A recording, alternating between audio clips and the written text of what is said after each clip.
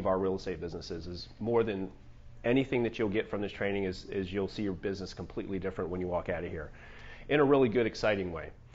So the whole premise about what we do at this Investor Agent Accelerator training is we expand people's thinking about what's possible in your businesses, how you can make money.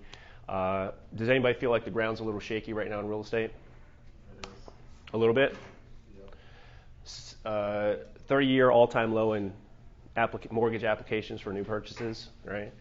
Yet we have so many more real estate agents now than we did even in 2010 when we had almost like no buyers on the market. So it's really competitive fishing right now if you're a residential real estate agent, and you're only depending on buyers and sellers that are moving every 5 to 7 years, right? So what we're here to learn is how do we complement that business? I call it the retail side of the business, your traditional buyers and sellers. How do we complement the retail side of the business with investor clients who are doing multiple transactions? Every once in a while, if you're working with investors, you're going to keep the cherries yourself, some of the better deals, whether they're flips or rental properties and so forth. And when the market gets even softer, which we're expecting over the next six months to 12 months, then if you think it sucks now, it's going to suck even worse, unless you're an investor or you're working with investors, right? I think it's going to get better for us. So if you're anticipating that, well, then how do you become more recession-proof in your businesses, right? We're seeing unemployment rates going up across the country. A lot of layoffs of different companies. You're seeing the retail side getting hit pretty good right now. Foreclosures are up pretty good year over year. Credit card defaults are on like a hockey stick rising at this point. Car loan repos are through the roof. People are financially hurting right now, and that's going to bleed into opportunities for investors. So a lot of the investors I can speak from an investment perspective, we've been sitting on the sideline the last 2 years because it's been a feeding frenzy for you and for sellers, but not so much for investors. So we've killed all of our operations, kind of hit the pause button. Now we're salivating again, and we're getting things geared up, and our assembly lines are coming up. By the way, if you have tickets that you need to validate, Carrie will take those from you. So that said, that's what we're here to learn. But before we dive into the content, why don't we hear from, first of all, we got like Panera. Like you got 2 Panera cinnamon buns that are just left over there. Someone brought Panera for us. So why don't we let Chad, if you want to say a word about lending, or is it going to be Michael that speaks to us? Michael, you want to say a word about lending, and then Carrie, who actually booked the venue for us and organizes these for us, she'll say a little bit about Red Door Title, okay? Everybody doesn't get an injury. Thanks. So thanks for having me here. It's super exciting. John's an amazing resource. I own Money Stream Financial Solutions. We're a commercial mortgage brokerage. We specialize in working with investors and true commercial. Well, one of the things that makes us very unique is, and there's a loan officer in the room, we partner with mortgage companies and loan officers to provide them with that back office because most loan officers don't have the experiential resources. That's our niche. That's what we do. Been doing it for 23 years. Been an investor since before some of you were born. So we practice what we preach, and excited to be here. So if my card's there's the cute little square one. You can text directly to the base number without the extension. It goes to me. It goes to my assistant and my production manager as well. And love to connect with you guys. Thank you. Awesome. Thanks, Mike. We'll bring Mike back up when we talk about debt assumptions. We're going to go through a cash flow calculator to show you the 4 benefits of owning a rental property. But a lot of that hinges on, well, the financing for an investor. It's a little bit different animal than what you deal with traditional buyers and sellers. So he'll come back and speak to that a little bit too. And then real quick, I'm Chad with Radius, and as a realtor, just about a decade into this, I've passed up on so much commercial opportunity. It's been unreal. It's a pain in the ass. I don't know what to do. I met John maybe a month or so ago in one of these classes, and it kind of changed my whole perspective. Then my partner here, Michael, it's not hard. It is not hard to do commercial lending. Well, not for me, because I don't actually work. But and just yesterday, I got a new investor. He knows less than I do about investing, right? But with some of the knowledge I gained here and through Michael, we'll probably get him the properties. And it's something that I would have passed on before. So I think this is huge, and this is a huge thing. I mean, you got to pivot with the market. This is a good opportunity to do that. Awesome. And I'm Carrie with Red Door Title. You haven't figured that out.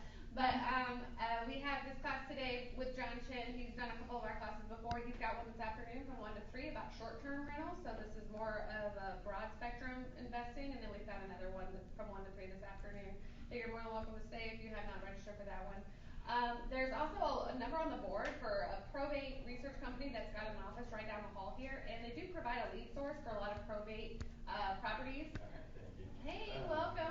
Sorry, just find a spot wherever you'd like. Could you see her? Yeah, anywhere here. And then, website and phone number over there for any type of deceased people's property that maybe you're looking for investment. And then don't forget to check in at Red Door Title Tampa Bay for your class today, so people know that you came by to see it.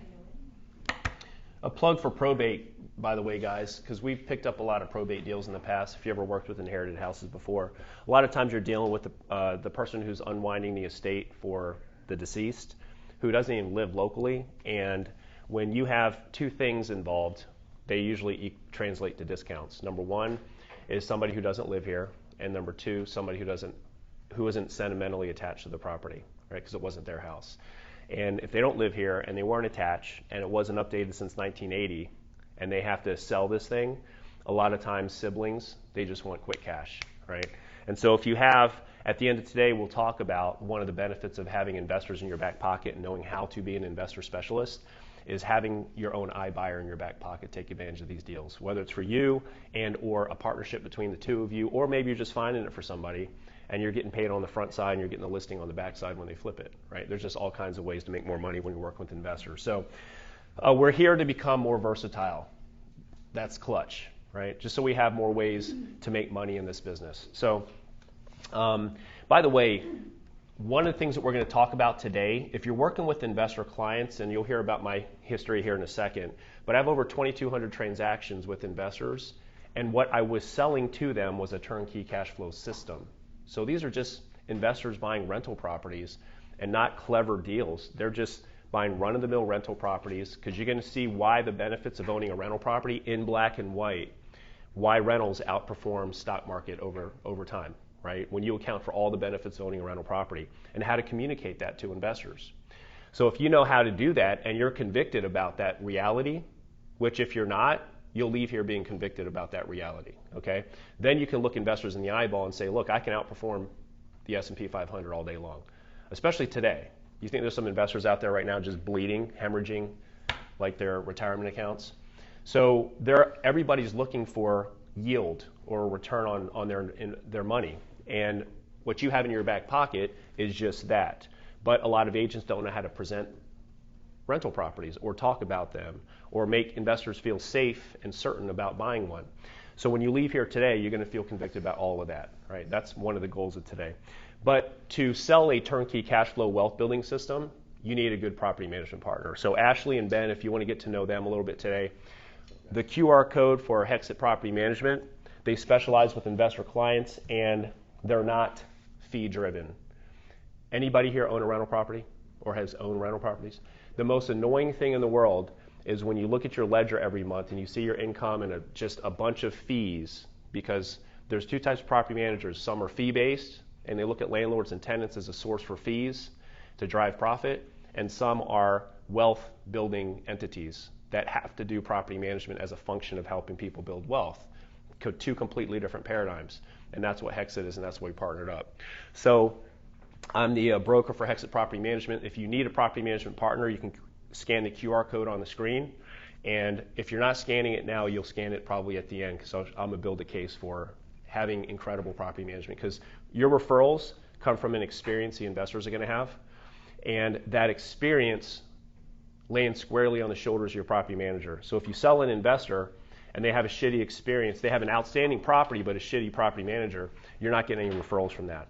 Meanwhile, on the other side of that coin, if you sell somebody who has an awesome experience in an average property, but their property manager does a great job, you get a ton of referrals. And referrals in a world where you're selling money are exponentially more than in a world where you're waiting for somebody to move every 5 to 7 years. Does that make sense? So it's always important to have a good property manager, and you'll see how a good property management company can support you, whether it's giving you a rent number, producing a cash flow summary for your client to get them to the closing table, helping you get another deal by doing a cash flow summary on a property somebody bought 2 years ago to demonstrate to them how much they can refi and pull out of their equity and still cash flow, but now you have another commission waiting for you because you have another down payment to use for another purchase, right? So a good property management company is not just going to service your clients and incubate a future listing for you and get you a referral fee. Those are expectations, right? What they're going to do is help you get closings with investors and build your investor database. So just to get a feel for the room, how many of you, we already got a feel for how many people own rental properties. How many of you have flipped a property before by show of hands? And then keep your hands up for me real quick. Okay, one flipper. How many of you have done like creative deal structures, subject to acquisitions, lease option sandwiches, something pretty creative? Okay, and then how many of you came across an address that you would have bought if you had a pocket full of cash and would have profited $20, $30, $50, $60,000 more? That should be pretty much everybody in the room, right? There was probably an address. So everybody in here would have been a flipper if they had the confidence and the resources to actually take down a property themselves. So when we leave here today, we're going to talk about how you'll never miss those opportunities again, okay? My background, why you listen to me, I started back in 1995. So that's me in the Air Force at 19 years old. I didn't get my real estate license to sell houses, though. I got it because I was so dumb and naive when it came to understanding real estate language. I was the one that was up at 3 o'clock in the morning after Tony Robbins' Personal Power 2 program came on. And I saw the Carlton Sheets program come on, and I ordered the CD series. I think there were cassettes at the time. And was planning on just ripping all the cassettes and sending it back and get my cash back for my 30-day guarantee, because I didn't have the money to buy it to begin with, but I ended up keeping it. I couldn't get past the first chapter because I didn't know what the basic terminology was, like amortization and a mortgage and a purchase agreement. So I thought, well, it'd probably make sense to get a real estate license so I can get a basic foundation of info, and then I can come back and take the course and be effective with the no money down program. So I got my real estate license. The first house I sold was to a guy named Eddie, strong Middle Eastern accent, first generation immigrant. He bought this house, which was my friend's property in the Air Force. I sold it for $77,000, and the guy came into an open house, paid cash for it, closed in 10 days. There was no spouse complaining about where the furniture was going to go or where the carpet color was and the paint colors. It was a non-emotional transaction with no finance contingencies. And I thought, this is a completely different way to do this business. And then from that point on, just completely gravitated that direction. I'm going to talk about Eddie here in a little bit. But he kind of took me under his wing and opened my eyes up to what it's like to have a passive income through real estate investing, right? And we'll talk about that here too. But I've done over 2,400 transactions with investor clients. Only 200 of those, by the way, were local. So I live in Orlando. And 200 of those were on the I-4 corridor from Polk County on up to Flagler County on houses I personally flipped, so I had to sell those on the MLS locally. Aside from those, the other 2,200 transactions were in places like Dallas, Oklahoma City, Western North Dakota, oil country, Pittsburgh. A lot of them were Atlanta, Georgia. So I was making money selling investors while living in Orlando, buying properties in other states. How do you make money legally when you're working in other states as a licensee? Yep, you can make referral fees. Who said a referral fee has to be 25% of a 2.5%, 3% co-broke? It can be whatever, right? So if you're making $10,000, $15,000 clips on referral fees and you're not having to take the client all the way through paperwork and everything, and you're just referring them out for those fees to a turnkey wealth building system somewhere, that's what we specialized in ever since 2009. That's all I've ever done, right? So fast forward though, what's more impressive than probably the money we've made and the transactions we've done with investor clients is the money I've lost, right? Because the CRIS certification program you'll hear me mention, CRIS, Certified Residential Investment Specialist, I'll get you guys all an invitation to come into that program. Some of you are already in the program. But that is a designation and an online training program and a support system and a coaching program to help you make that transition into the investment space. Once you're a CRIS agent or a certified residential investment specialist, you'll start doing your own flips. Well, in that program are all the tools that I had to create to not lose money on flips. So of the 200 plus flips that I've personally done in the last few years, the 15 of them that I've actually lost money on total about $400,000 losses. Now, to help you not lose money for yourself and your clients, we created all the checklists, the scope documents, the contractor agreements, the deal analysis and profit summaries, the promissory notes that those that get attached to fund your own deals. All of that's in this toolkit, right? So I bring this up because I have the scrapes and the bruises because I've lost money. And I've ready, fired, and aimed too many times to now we have the tools where you don't have to do that, right, and learn the hard way. So who recognizes this image on the screen here? Anybody know where this is from? Anybody? Brian, do you know it? Rich Dad, Poor Dad. Yeah, so if you guys read the book Rich Dad, Poor Dad, Robert Kiyosaki, the author of that book, followed up with the cash flow quadrant. The cash flow quadrant, the point of the cash flow quadrant is just to demonstrate the 4 ways that you can make money, right?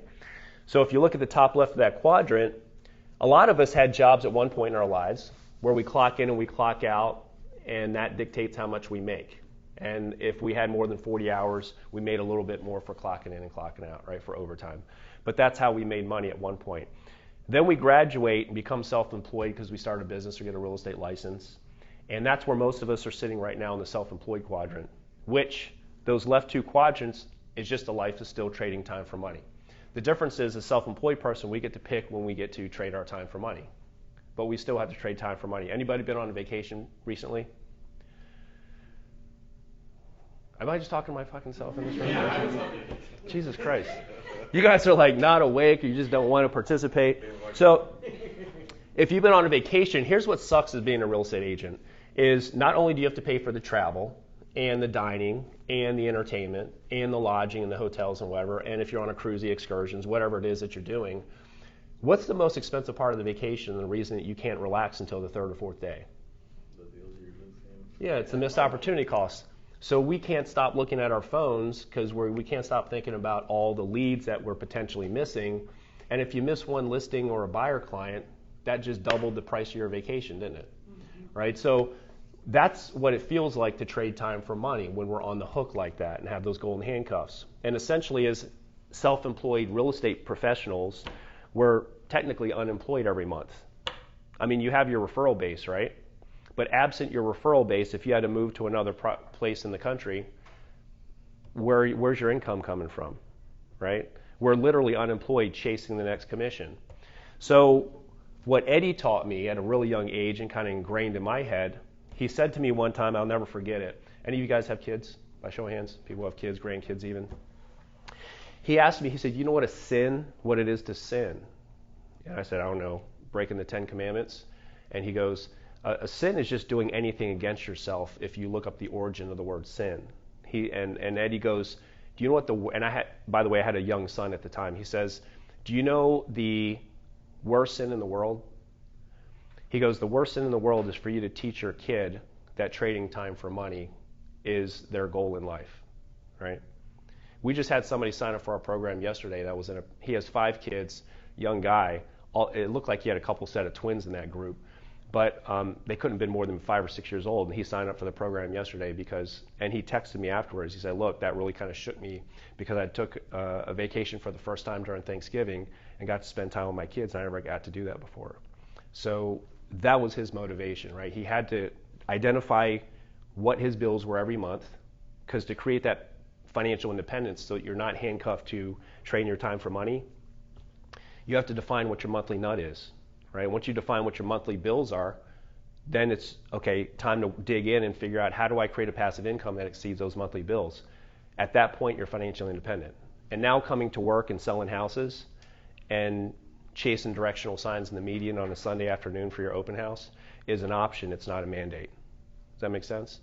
So that's kind of the aspiration that we have here. So because I had set myself up with a passive income that exceeded my bills, a few years ago, I was able to retire, and now my whole focus is to create an environment for kids so we can create another generation that isn't entitled, right? Because right now we have all of our kids, if you're just watching what kids are doing on TikTok, we're on the cheap dopamine drip. Our kids don't know how to delay gratification. Everything's impulse oriented.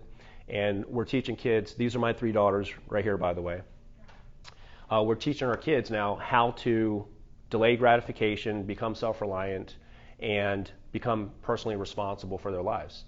And that's what's missing. So everything we do with the CRIS certification program, with the flips that we do, a portion of it goes to fund a kitty to where we can launch the charitable organization ROI Grow.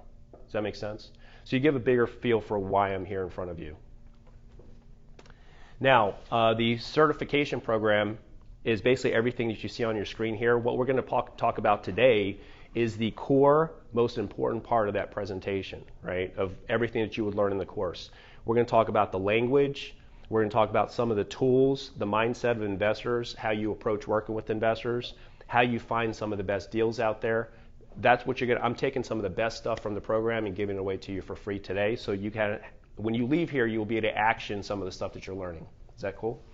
So here's what we're going to walk away with today. Number one, we're going to cover a concept called pilot fish investing. Anybody in here grow up watching like animal shows? Couple of your hands, right? How about Bob Ross painting videos? Could you? I could like for hours watch both, right? Well, anybody know what a pilot fish is then? Like a remora, like the ones that go, aren't they the ones that go on sharks? Yeah, not too many people get. I think I've asked that question probably, I don't know, 20, 30 times. We've only had 2 people answer it. You're one of the 2. Good job, man. Yeah, so we're talking about what is the relevance? What's the relevance? Yeah, you got some points. You got some points. So what is a pilot fish? How does that relate to real estate investing? We're going to talk about that in a second, okay? It helps you find deals. We'll cover the language of investing. So when we break down a cash flow calculator for a rental property, what's great about our template that we use, that you'll be able to get for free, by the way, along with a 5-part video series that will help you, just take you by the hand and walk you through how to use one of these. It's all free. We use the same language on the residential cash flow calculator for a rental property that you would for an industrial park, a commercial strip, a multifamily building. Net income, cash on cash returns, cap rates, it's all the same language. So it's almost like an intro course, to Chad's point, to commercial investing. And if you grasp the mindset of just a basic rental property, a single family home, you understand how to sell a multifamily building now, right out of the gate. Just the debt's a little bit different, right? But the concepts are all the same. So you're going to get that today. We're going to talk about what's the one social media post that you can put on your timeline every single week to actually surface investors in your sphere of influence that recognize you now as somebody who works with residential investment properties, to surface those inquiries in your direct messages. We'll talk about that. And then I know the I word for a lot of you is a bad word. How many of you worked with investors that are just a pain in the ass? Only Chad? A couple of you, right? So when an investor calls us, a lot of times we're turned off just by the fact that they're saying, hey, I'm an investor, I'm looking for X, Y, and Z. Because what are you thinking about as soon as the investor calls you? What are some of the judgments you're making? They're lowballing offers. What else? They're calling 15 different realtors. There's no loyalty. Yeah. Yeah, they're trying to they're buying properties like it's 2009 in 2021. Yeah. Yeah, they want you to go off market to find something special and unique that's not on the MLS, right? That's hard to do. So a lot of times the I word's a bad word. So if you know how to qualify investors, we have one question that we ask our investors. And if you give me a negative response to this one question, we just don't work with you. It's just that simple, right? So I'm going to show you how to save a lot of time with investors that just don't qualify. And then we're going to talk about 3 business hacks, or what we call frameworks to view your business, that will completely change the perspective of how you see your real estate profession when you leave here, okay? And it'll make you a lot more effective as an investment specialist in this world. So the disclaimer we always share is, before you apply anything in this training, by the way, be sure that you clear it with your brokers or your trainers or your team leaders, because we don't want a black mark on your license or anybody else's. I've been in this business for 26 years. I've been licensed in 5 different states. I'm a broker currently in 2 different states, North Dakota and Florida. And if you check the DBPR, I've never had one black mark on my license because I've always done business in a way that was sustainable, full disclosures, full transparency with clients and the public that you're dealing with. And if I lost somebody money or messed up, I just wrote a check and made it right? So that's the way you want to approach this business. But don't do never profess, if you're going to give tax advice or legal advice or anything, you just have to make sure that you point them to their independent legal counsel or tax professionals and everything. You guys good with that? And they'll keep us out of hot water. So business hack number 1. Couple theories we're going to talk about today, just ways to think about real estate. Anybody know who Peter Thiel is? No. Peter Thiel is one of the founders of PayPal, made millions when he sold PayPal. He then invested some of that into Facebook. He owns 10% of Facebook. So he's right there at the board meetings with Mark Zuckerberg. And the way he looks at business is very similar to Warren Buffett. Warren Buffett won't invest in a business unless it can be number 1 or 2 in its respective industry, right? Peter Thiel, same thing. When he, as a VC, he's kind of like a Mark Cuban on Shark Tank. He invests in companies. When he invests in a company, he's looking for a company that does not compete. He wants to see a company that has a niche where they monopolize that niche and they're not competing with the general public. Because he feels that if you have to compete, you have to have twice as much money, twice as much talent, twice as good employees. You have to prospect twice as hard, right? If you just don't compete, you monopolize, then you don't have to do any of that, right? So it's a lot easier to monopolize than it is to compete. That story's better expressed with a lesson from Gary Halbert. Gary Halbert, if you don't know, anybody know Gary Halbert? Okay, he was a marketing consultant. He was in a room with over 400 online marketers. All of them made over 6 figures. So you had the best of the best in the room. And he's doing a training, and he asked the room, he says, if we were going to sell hamburgers, and I'll ask you this question, and we were going to compete selling hamburgers, what are some advantages you would want to outsell me in hamburgers at our 2 stands? What are some advantages you'd want at your hamburger stand to outsell me in burgers? What would you say? Better quality, faster service. Faster service, better quality food? Better prices? There's no wrong answer. Production, like what that looks like, A better production, like Ray Kroc, your line, right? What else?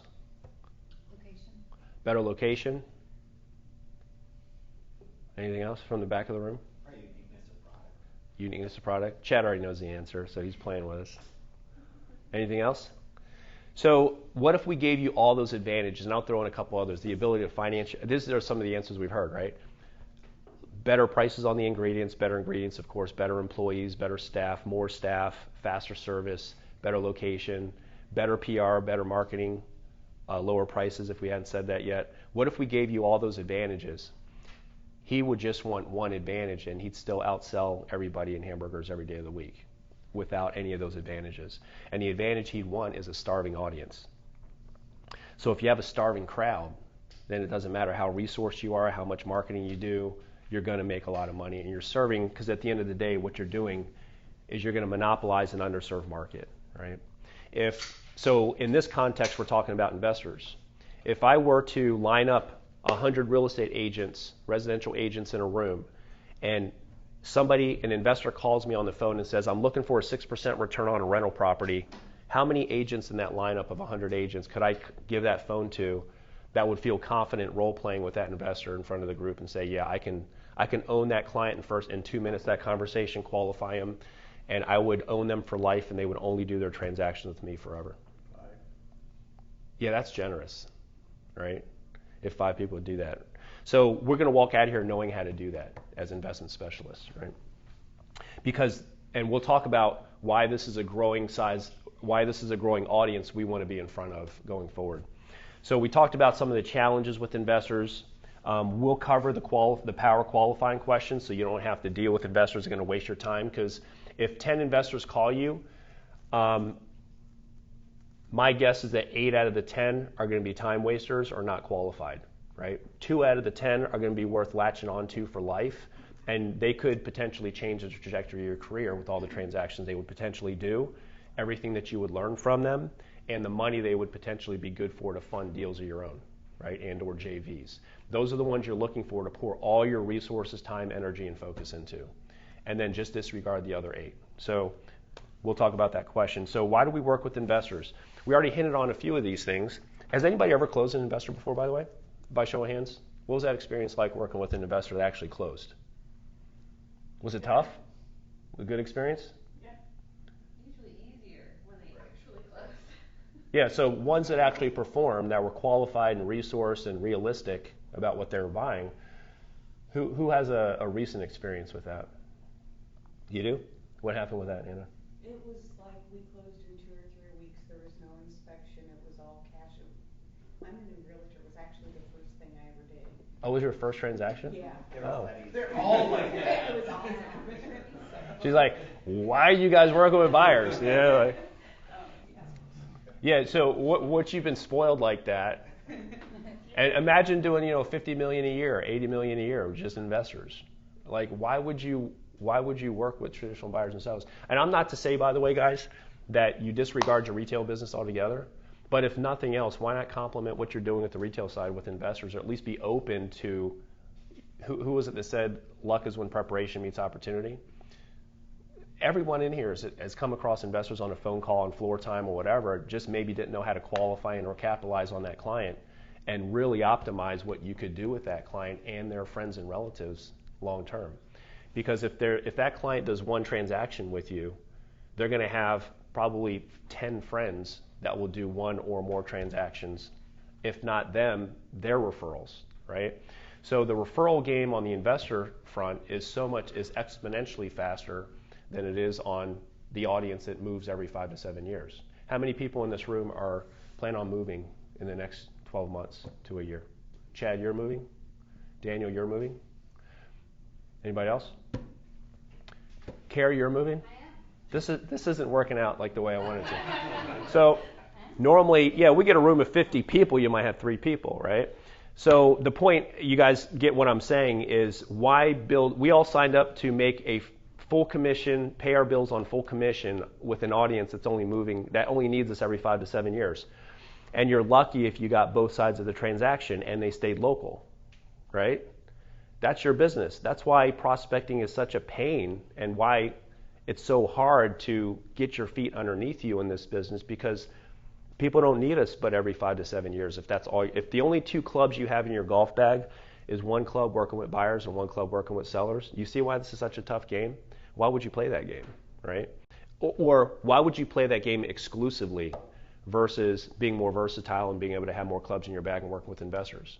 That's the whole point. So market resilience. When we go into a shifting market, you'll be able to weather the storm better than other people. Location freedom. Can anybody in here right now throw a dart at the U.S. map and say, I want to move there and I can make as much money next year as I did last year? That's impossible as a residential agent that refers on your local referral base, right? As an investor agent, you know what you need to make money? You need a laptop, a phone, and Wi-Fi, and you're off to the races. Doesn't matter where you are, right? Capital sources. This is an intangible that comes in really handy later. When the investors that you sold, they buy multiple rental properties from you, then you find an address that you want to flip. And you need $300,000 to buy the property, renovate it, stage it, and so forth. Guess who comes to the rescue a lot of times? It's those people you have past relationships with that you already performed with. Those people, it's kind of like a football field. Anybody watch football? So on a kickoff return, they're catching that ball on what? Like the 1 to 20 yard line, and then they got to run it down the field. When you're selling somebody on funding a flip, basically getting somebody that you've never done business before to give you $300,000 and trust that they're going to make a nice return, a safe return on that money 6 months later or 5 months later. That's like getting a kickoff return with the ball on the 1 yard line and getting it all the way down the field psychologically for somebody, right? Well, an investor you already sold rental properties to, they're already on the 50 yard line. So they have an affinity to real estate already. You've already made them money with purchases in the past. Now it's just another graduation to get them into field goal range to fund a flip, right? And we'll show you some of the tools that we use to get somebody in pole position to fund a flip for you. Of the 200 flips that I've done, by the way, not one time have I ever had to get my credit checked because I never had to go hard money or go to get a traditional underwriting done. And not one time I've ever used my own 1 penny of my own cash, except when I lost money and I had to make it right. That's the only time I had to do that. But getting my initial loans, 100% funding every time. That's how we do private money, and I'll show you how we do that. So ultimately, investors equal leverage. Anybody read the book Millionaire Real Estate Agent by Gary Keller? Right? That's the Bible in this business, from what I hear. Right? But what are the 3 L's? A little trivia. Remember the 3 L's from that book that he emphasizes? Leads, listings, and leverage. So our businesses, if we view them as an assembly line, this assembly line, this operation, takes resources to output products, right? Well, we only have so much time, focus, energy, and capital that we can put in the front of our businesses, the front of that assembly line. Investors allow us to get a lot more output from that same amount of input at the end of the day. That's ultimately what we're doing. And really, if you think about what business is in general, it's all about how do I get more leverage. You look at like who's the guy in charge of Amazon? Bezos. Like that's like the epitome of leverage, right? Human capital, money, and infrastructure. He just got massive leverage. So in our world, easiest way to get leverage outside of building a team, and some people would argue the team concept isn't as profitable or as pleasurable as they thought it was before they had a team. Outside of building a team, how do you get leverage in this business? Right? Well, it's through investors and the properties you get as a result of working with investors. So a couple beliefs that people have, misconceptions when they start working with investor clients is number one, people somehow think that you have to be really good at math working with investors. Anybody in here sweat the the state exam the night before? Like those 5 questions you were going to get the next day? Anybody here nervous about those? So if you were like anti-math growing up, this is not a problem, because as long as you know basic percentages, if you know that 1,000 is 10% of 10,000, that's the only math that you need in this world. All of the tools that we have, you'll see the cash flow calculator will demonstrate. You just have to know how to put the inputs in. As long as you put the information in correctly, the sheet does all the math for you. You just have to know how to read the sheet. You guys with me? So math, don't let that get in the way. Also, of the 2,200 investor transactions I had, how many of those investors do you think asked me how many rental properties I owned?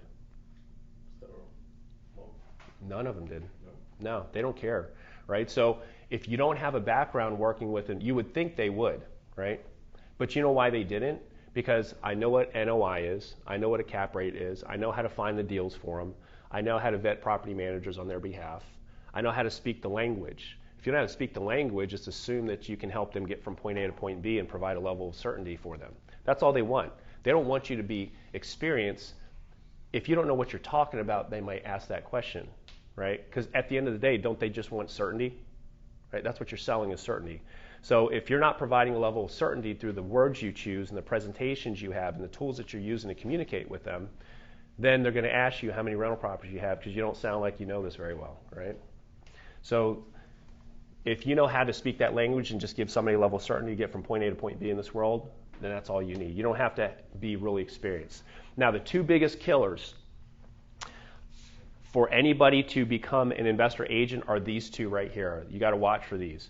Number 1 is, anybody read the book From Good to Great by Jim Collins? In that book, he says the opposite of great is not bad. The opposite of great is good.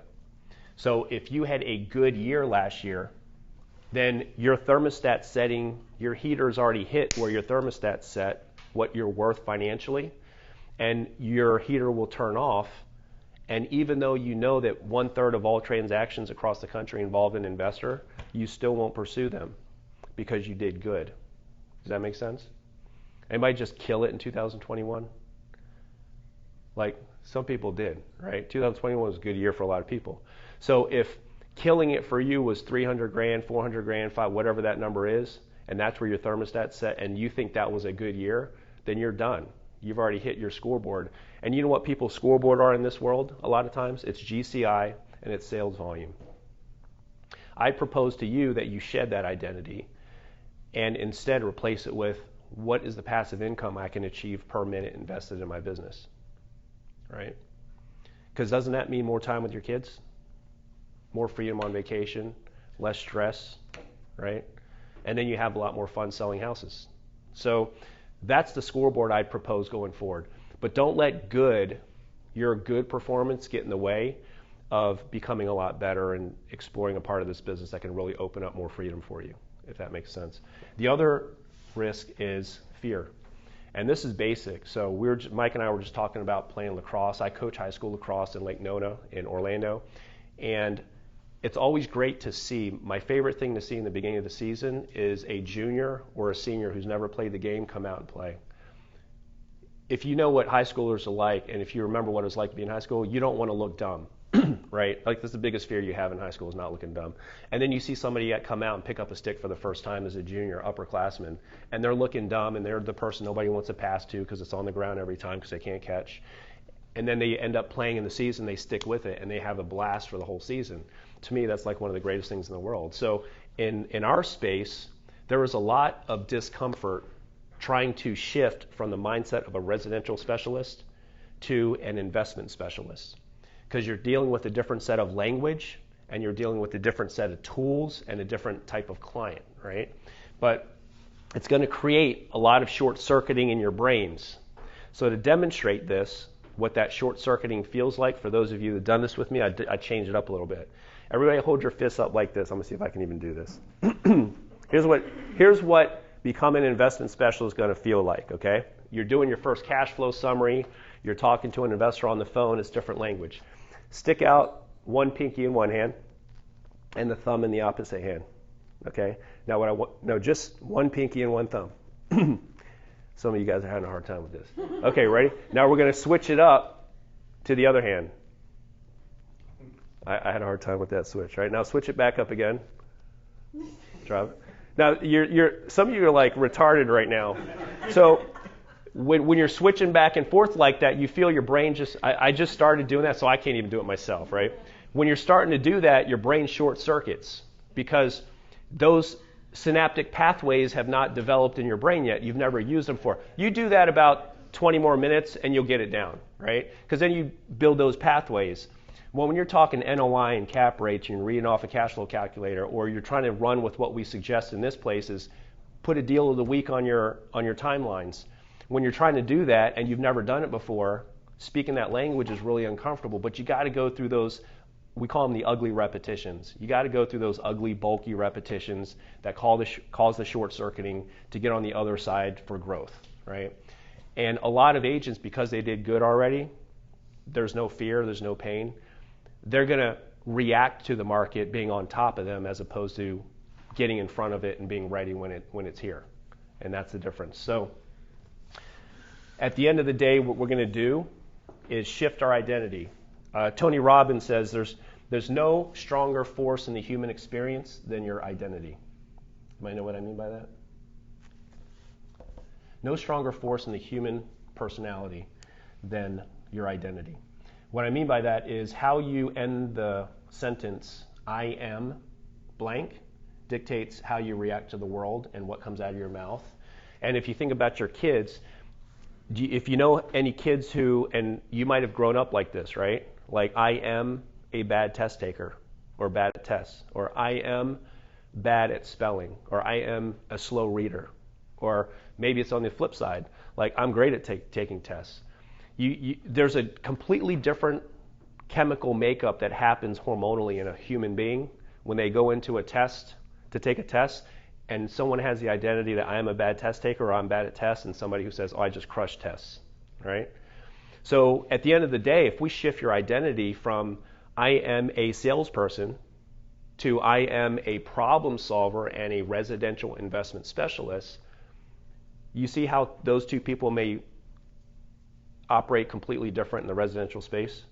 The type of clients they work with, the type of properties they deal with, type of transactions they do, the volume they do. It's a completely different world.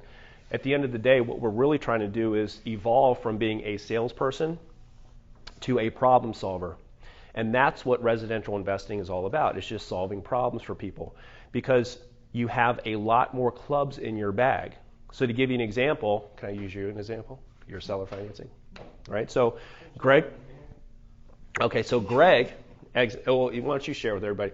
So Greg had a scenario, and I'll let him share the story with you, where he is moving to Tampa from Ormond Beach, has properties in Ormond Beach, and we had to structure his sale a little bit different than maybe a traditional real estate agent would structure that to serve a different type of buyer in a different type of seller situation, right? Hello, I'm Greg. And just to note, while he was driving here, I said, hey, if you want, I forgot. Financing. I said, if you want, I'll talk about it. And he literally said, yeah, I don't want to mess up my flow today. And now, yeah. So thank you for you messing up his flow. So now I get to talk. Go ahead. So in this situation, I had I've just moved to Tampa, but I had 3 homes in the Ormond Beach, which is close to Daytona, if you're not familiar. And on one of them, it was a rehab that I did, and it's very unique in the sense that the house was in terrible shape, but it was within walking distance to the beach. It's on a road called John Anderson, if any of you know Ormond Beach well. And it had an in-law suite, a main house, but it was also about an acre of land. So I got it, and I'm like, why is everybody passing up this home? I'm going a little deeper than you wanted on this.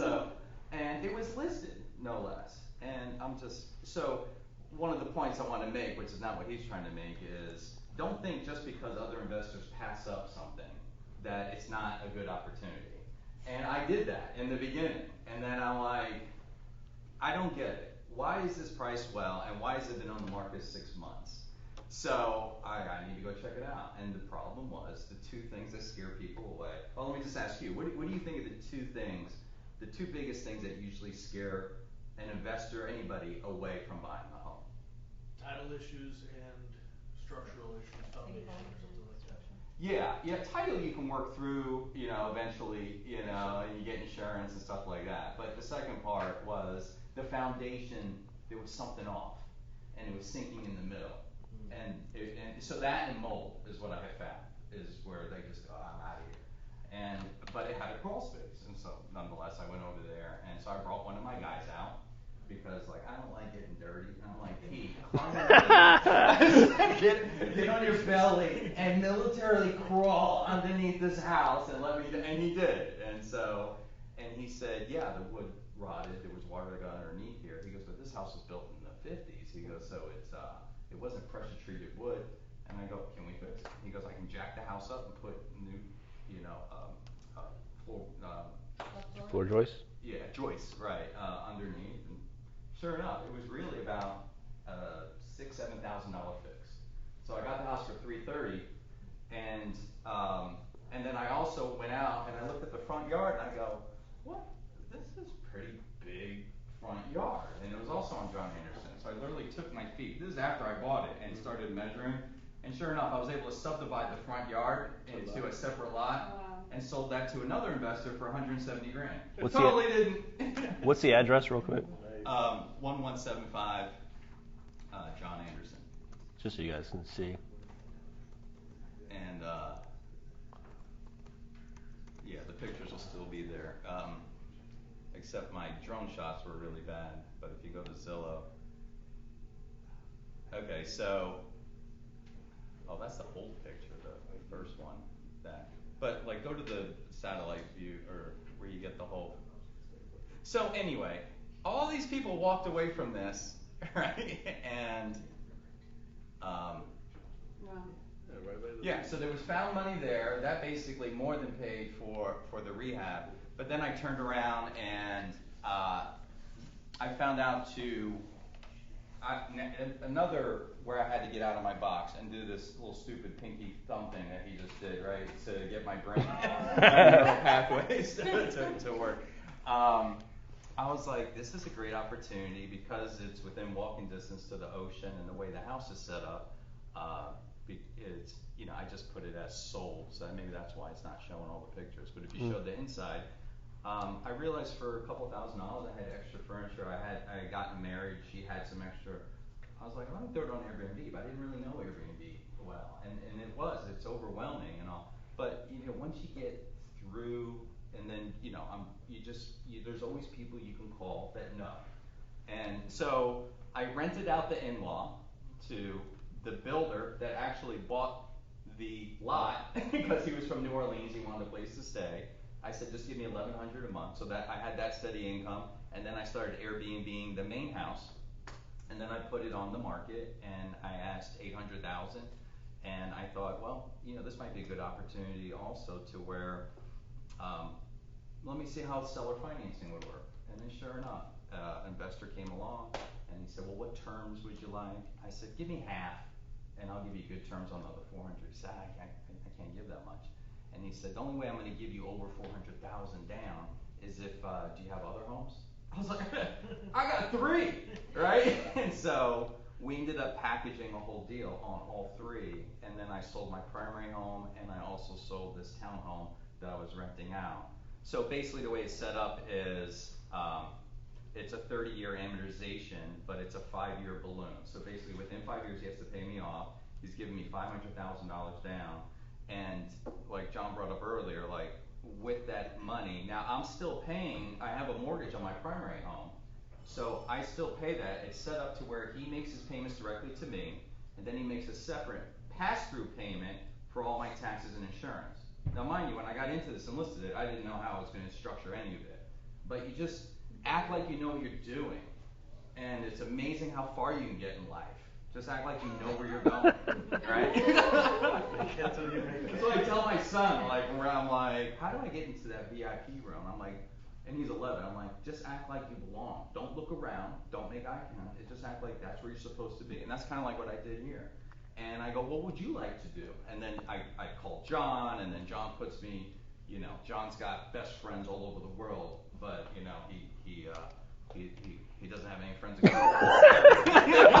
was waiting for the jab. Yeah. So just so you know, I was best man at his wedding, and when he got married, what, about 10 years ago? Yeah. Yeah. So he's been married about 10 years ago, and then I got married last February. So to not make it awkward, I asked him to be so. It was an obligation. It Yeah. wasn't You know, I felt really bad to my real good friends, but but they understood. So basically the way it's set up is he makes those payments directly to me, and I pay the mortgage, I'm paying the tax, I'm paying all that.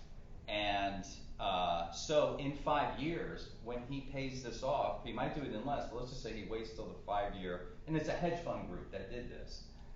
If he waits till then, my principal payments on 2 of the properties, I'm 6 years in on one and 15 years on the other. 3 3/4 interest on one, 4 1/4 on the other. I'm going to pay down the principal of an extra $120,000 on my principal when I go to pay it off. But because he's starting early, starting at the beginning of the amortization, where it's mostly interest, he's only going to be paying down less than $40,000 going on. So there's extra money even there that's coming in, not to mention the interest that I'm getting as well.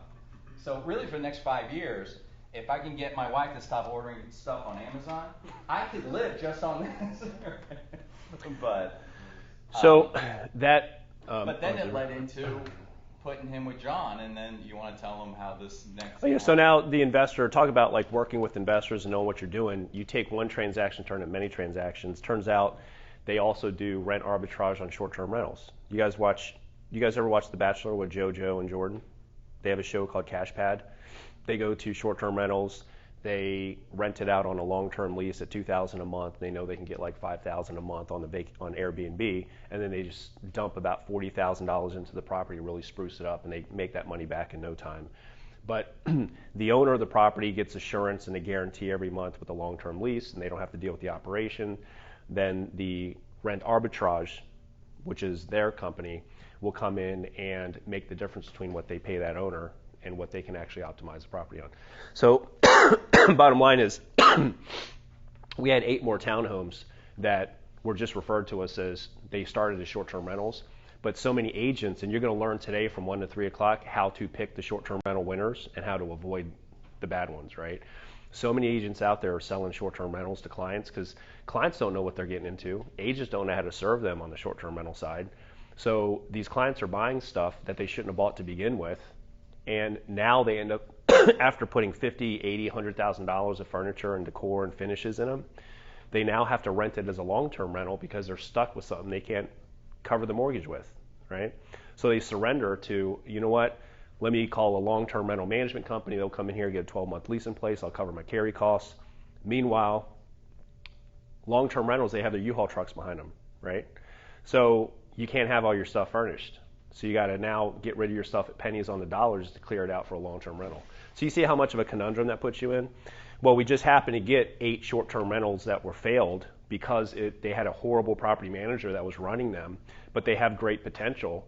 So we signed 8 leases with this same buyer, and he's getting a clip on every single one of these properties for the life of their leases. So there's all kinds of ways to make money if you know how to optimize different types of solutions, right? Coming back to the having more clubs in your bag. So not to get into deal structure at all, but if you're ever in a situation like this is one of the benefits of being in our program, is we have real-time deal reviews. So you have an address, you don't know how to structure it, we jump on a Zoom call. In this particular case, what Greg was talking about was 3 properties that totaled $1.9 million, just to break down the numbers. He got $500,000 up front as a down payment, so about 25% down, let's call that. Took the other $1.5 million on a 30-year amortization schedule with a 5-year balloon. 1.4. Oh, sorry. Yeah, And 1.4. he's Asian. And he messed up that. So 30-year amortization. He's very racist, very racist. So I think we don't need black people in the room. I'm just kidding. Oh my God. So we have. I kept it safe. Yeah, jeez. You just walk So across that line. 1.4 million. I do this every time he's in the room, man. It's just his energy. So Oh, it's my fault. what he did was he financed this buyer at 1.4 million, right? You make money 3 different ways on a loan wrap. That's what he essentially did. He wrapped the loan that he did for the buyer around the mortgage that he was paying on one of his properties. So you have the 1.4 million right here that he's financing for that buyer after $500,000 down. Is that a problem if the guy defaults on his loan? I Yeah. hope he does. Yeah. I'm trying to get him to go gambling, you know? I'm like, hey, here's some So- tickets to Vegas. Security for Greg's side of the deal, the 1.4 million gets financed. I think it was like $9,800 a month or something, right? His payments are like $3,000 less than that. So he makes a $3,000 spread until this guy refis him out. He got his $500,000 up front. He gets his cash flow throughout. And by the way, who pays the tax bill? The buyer. Who pays the insurance? Buyer. Who pays the maintenance? Buyer. And the property stays in his name until he. No, it's I have a lien on it. Okay. So he signs off. I have a promissory note, but I have a lien. If he stops paying, I would foreclose, and I get to keep everything. So he's got his upfront money, he's got his cash flow, and like Greg said, at the end of the 5 years when the balloon payment happens and he has to pay off the balance, the buyer's balance might be 1.3, let's call it. His balance is going to be X, a lot lower than that, and he makes that big difference at the back end. Excuse me, I got a frog in my throat. So at the end of the day, yeah, if he were to sell the property outright for 1.9 million, a couple things happen. This is why we want to be prepared with these kinds of clubs. 2 of the properties were rental properties, a huge tax gain. What happens if you spread that sale event out over time? You don't get hit with that tax liability all up front. How many people clients don't want to get hit with the huge tax bill on the gain they had from the last 2 years from selling their property today? That's huge, right? So now he gets to spread out his tax gain over the next 5 years as opposed to getting it hit with the year that he sold his property. That's a huge benefit. You have a buyer who can't qualify or doesn't want to qualify for traditional financing. Isn't it just delayed? How is it spread out? Because I paid in drips. yeah, you only pay for the portion of your gain that you realize. So if you take back financing and $1.4 million of that, let's say, just to use easy numbers, thank you so much, half of that is gain, right? Well, then he only has to pay the 50% of whatever he collects Okay. is considered a gain. Yeah, so it's spread out. Well, another thing, drinking his orange juice, that he said is, yeah, he pays the property taxes, and that is a tax write-off for him, but it's a tax write-off as an expense. I'm still paying the property taxes, so I still have my write-offs on the interest on the mortgage payment that I'm paying for what was my primary home, and I'm also getting the write-off on me paying the tax bill as well. So I'm keeping that as a write-off as well. So I'm still hedging my income on the future years as well. Plus I'm making interest from him. Oh, and speaking of the interest, this buyer, and by the way, you know how many buyers out there want untraditional terms for financing that would pay a premium for a property? It's nuts. 45% of Americans don't have a FICO score. You know how many Latins out there right now are sitting on tons of cash that don't qualify for traditional financing that would all day long put 20, 25% or more down on a property? So the Carrie's HR, go talk to her. So so I did anecdotal evidence of this. I've done it in Tampa and I've done it in Orlando. I stayed in front of a kitchen counter in a model unit. I put a ring light on and a phone and a microphone, and I just speak into the camera on a 90-second ad, and I just say, hey, if you're handcuffed to paying high rising rents right now and you want to get out of the rental camp and get into home ownership, but you're like 1 to 3 years away from qualifying for a mortgage, but you have a 10% down payment, you don't want to get your credit checked, but you can prove your income, inquire about our Easy Homes program, and we can get you into a home that you can move into right away and call your own. That's seller financing, right? Or that's a lease option or lease and own. Like there's all kinds of ways to structure situations like that. 3 days later, I had 90 leads from that one ad. I spent like $80 on that ad. 90 leads later. Now, 70% of them, because I qualified their information, what available cash they had for their down payment for their perfect home and what their monthly budget was for their perfect home. And 70% of them answered A, which was like the smallest number of the 4 multiple choice questions. So I disqualify them. So I'm left with maybe 25 leads out of $80 ad spend for people that evidence is there's a lot of people sitting on cash that want terms like this. How many sellers right now do you talk to who have unreasonable sale prices because they're still thinking April 2022, right? And keep it, I just want to mention, I put that house on the market last June, and I didn't get one offer, and I was shocked. I was priced per square foot, very competitive, but it's a very unique house with an in-law and a big greenhouse, and just the whole design of it. And it was only a couple months ago that I'm like, I'm just going to throw owner financing in there. And to John's point, he says, how many homes do you have that are not moving? I have one that maybe we can take a look at. It's Yeah. a brand new home that I bought as an investment, and it's been listed for like a month and no offers. I might be willing to do the seller finance. You got a loan on it, or is it free and clear? Free and clear. That's easy. Yeah. And plus 800,000 in the Ormond area, that's a certain buyer that, that's a smaller market. But as soon as I put owner financing, I was getting calls. Now a lot of them were delusional and what they wanted. And then I started to learn of like what would be fair, what's enticing to them. And then that's when I got into this situation. And I'm gonna make more. And I got full list price as well. Because you have more, like we talked earlier, you have that leverage now. Yeah, because he said for him to get a no doc loan and all that, he's like, I can't get less than 9%. He goes, but once I can get 6, I'm gonna pay you off. All right. And again, I'm hoping he just doesn't pay, because then I just get the properties back. But that's bad juju, Yeah. So. Oh, he I probably gave him too generous a rate. I gave him 5.25. But and again, that was my inexperience because he would have paid more. But I felt like I got to get this deal. I got to move on because I got to pay for this house in Tampa I just bought and all that. By the way, I need workers if any of you know any, because I don't know any in this area, and I pay well on that. And if you have any deals, don't go to John. You can come to me. All right. Now you got to leave. Yeah. Yes. So let's come back and wrap it up here. So that's like anecdotally like an example of having. And by the way, after the Airbnb training, we're going to be doing, not today, but at some future point, seller financing is so relevant right now.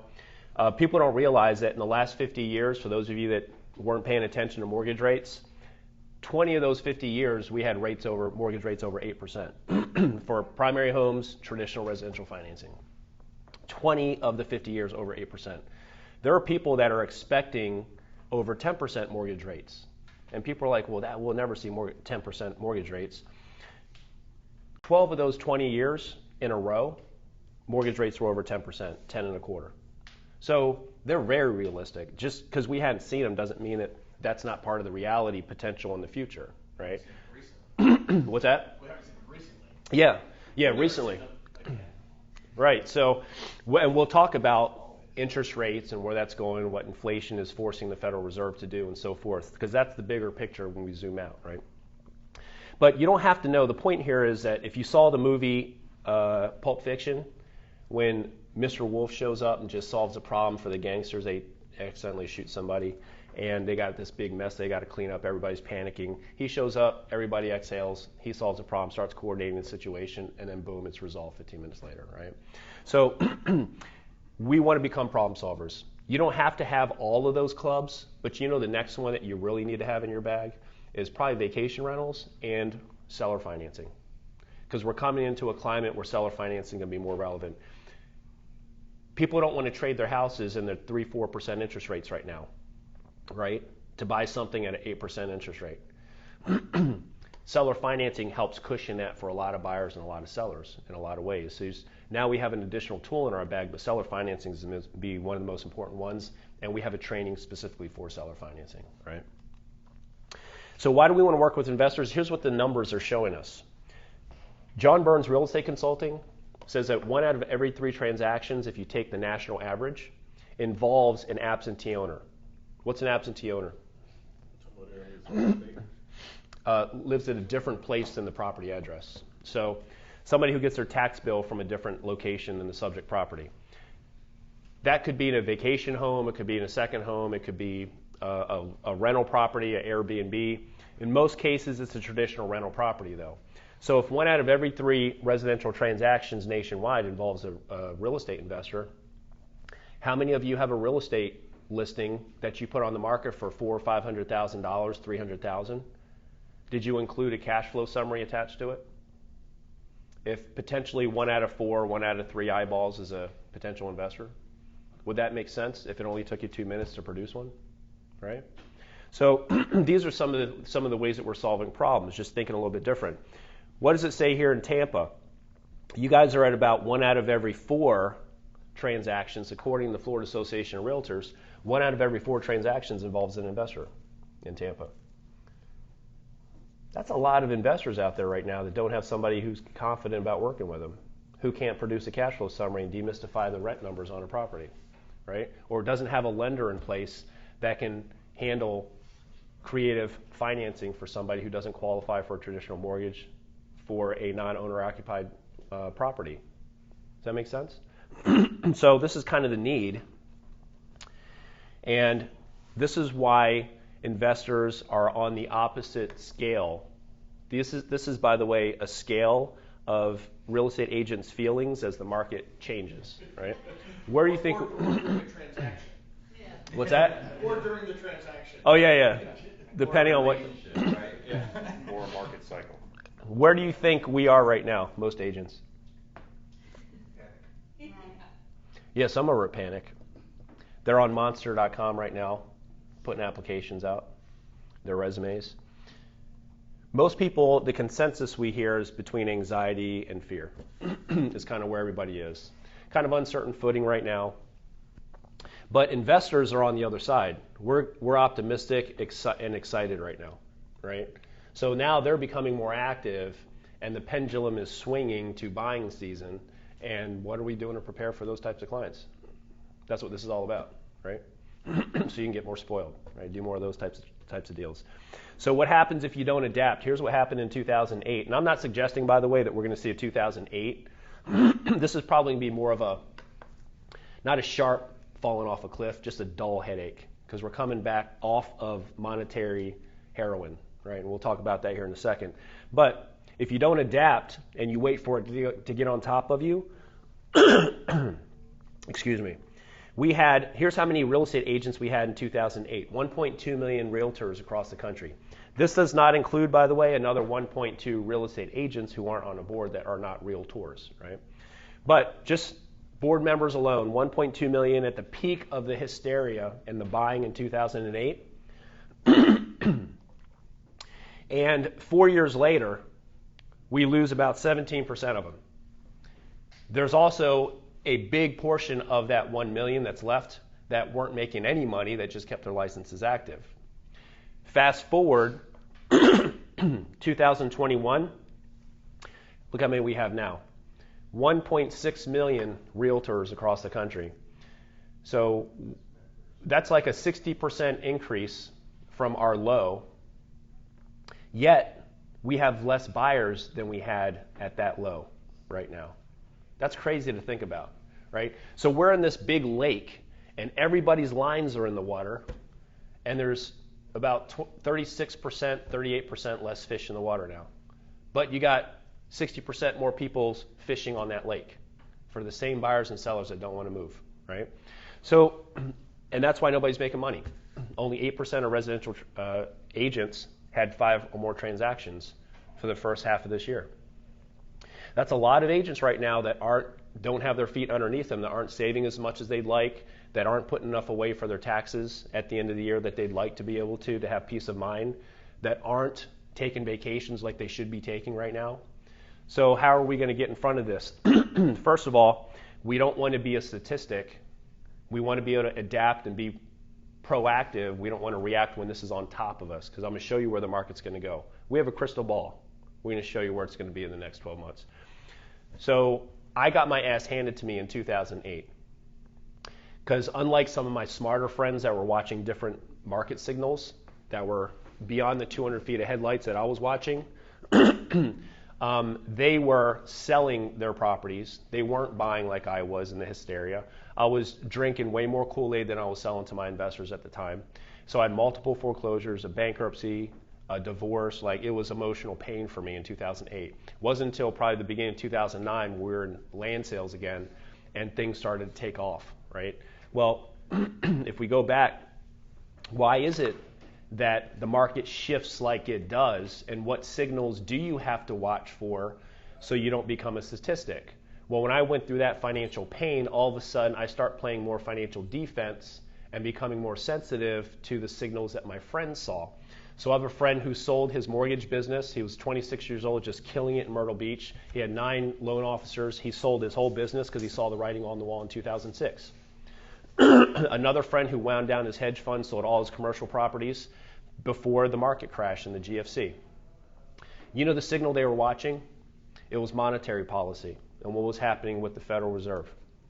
So the Federal Reserve has 2 instruments or tools to heat up the market or cool it off.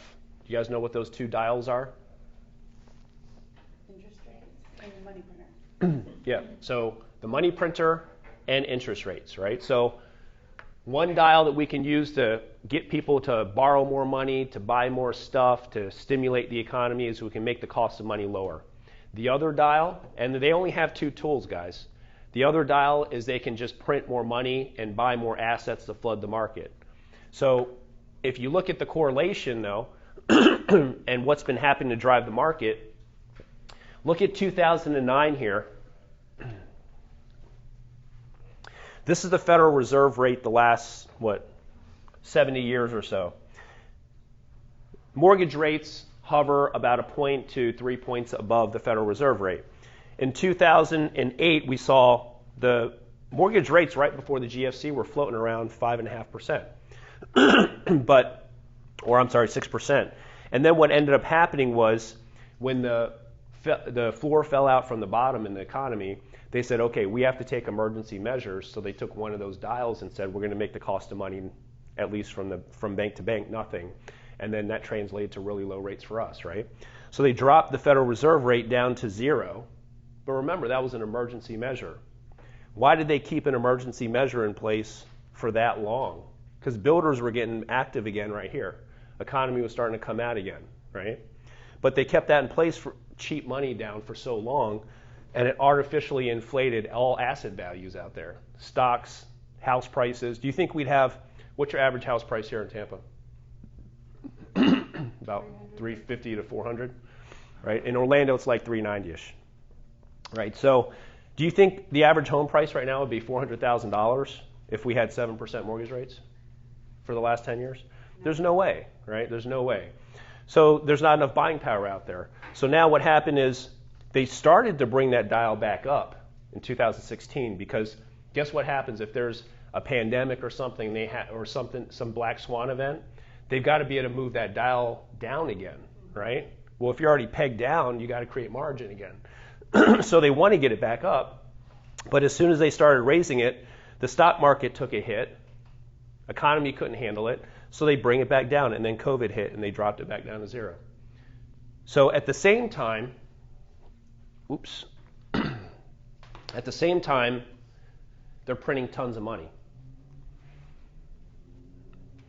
This is the Federal Reserve's balance sheet. When I mention like the Federal Reserve's balance sheet, that just basically shows for them to buy bonds, mortgage-backed securities, and U.S. Treasuries, when they buy those things, they're printing money to buy them, right?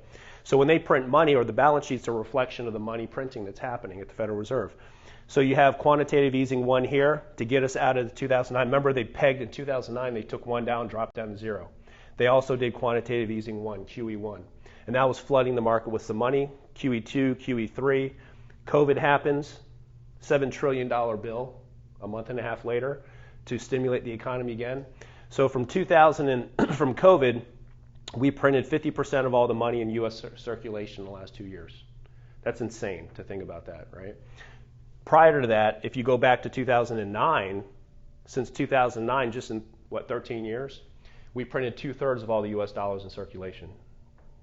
It's insane. So what kind of impact does all that money flooding the market have on asset values? Here is, this represents the money printing, or the Federal Reserve's balance sheet. The red line represents the year-over-year increase in home values. You guys see how it matches? Here's when COVID happened, boom, tons of printing, and then boom, asset values go up with homes. What does it do to stock prices? Here's 2009 again. Stock market S&P 500 takes a crash as soon as Lehman Brothers goes under. Boom, quantitative easing 1, 2, and 3. You see the correlation between stock prices and money printing? Yep. Right? Anybody hear of stock buybacks? What a stock buyback is? Basically, CEOs and executives, their bonus based on their stock values, right? One way to get stock values up artificially is just to take a lot of that outstanding stock off the market by buying it yourself, and artificially makes the PE ratios look better, right? So a lot of stock buybacks, a lot of money in circulation. Here's what happened since COVID. So S&P 500, the stock markets take a crash. They crash after COVID. Remember that? Remember what happened to oil prices after COVID?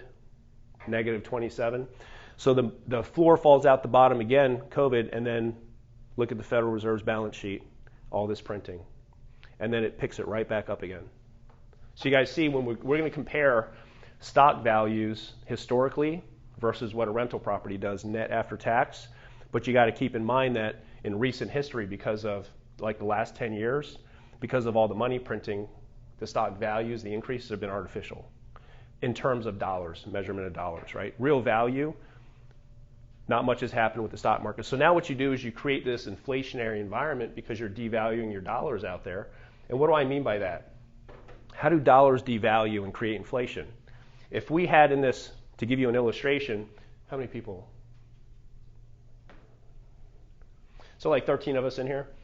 If we had $1.3 million and we dropped it on an island and it was 13 of us that split that up evenly with $100,000 each, and then we create our own little ecosystem, our economy, where we just traded with each other, goods and services, and Greg's selling coconuts, and Daniel's selling flip-flops. His coconuts are $1, his flip-flops are $5, and we all do something different to help each other out.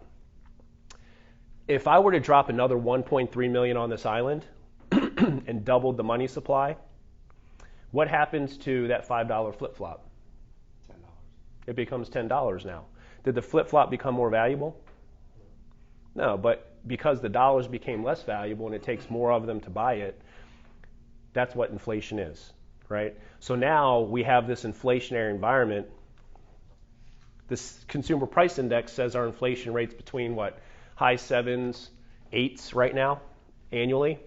But if you look at the way the consumer price index was calculated in 1980, which more accurately reflected the formula they used back then, what it cost to buy stuff that you and I eat and consume and use, it really feels like 17%. If you go back to the calculation they used in 1980. So we have you think people's salaries are going up 17%? Right? Hourly wages going up 17% every year? So we get a 3-4% bump in pay, but cost of stuff is going up 17%.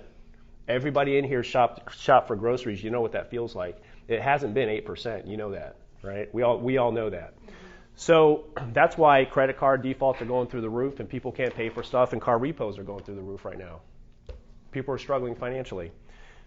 So when we zoom out and we get away from the propaganda that the National Association of Realtors wants to feed us, and maybe what Keeping Current Matters, if you subscribe to that service, what they want to feed us.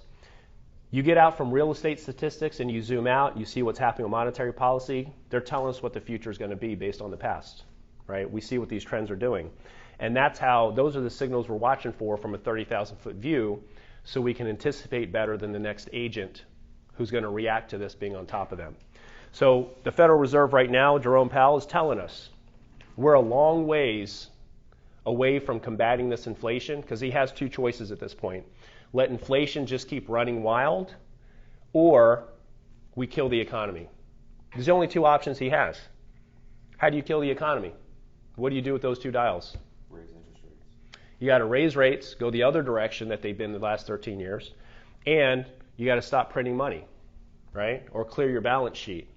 So we're doing both of those right now, and he's saying that we have a long ways to go on rates before we can control this inflation thing. So we know that the next rate hike's going to be, anybody have any guesses? December. 3/4 of You think it's going to be 3/4?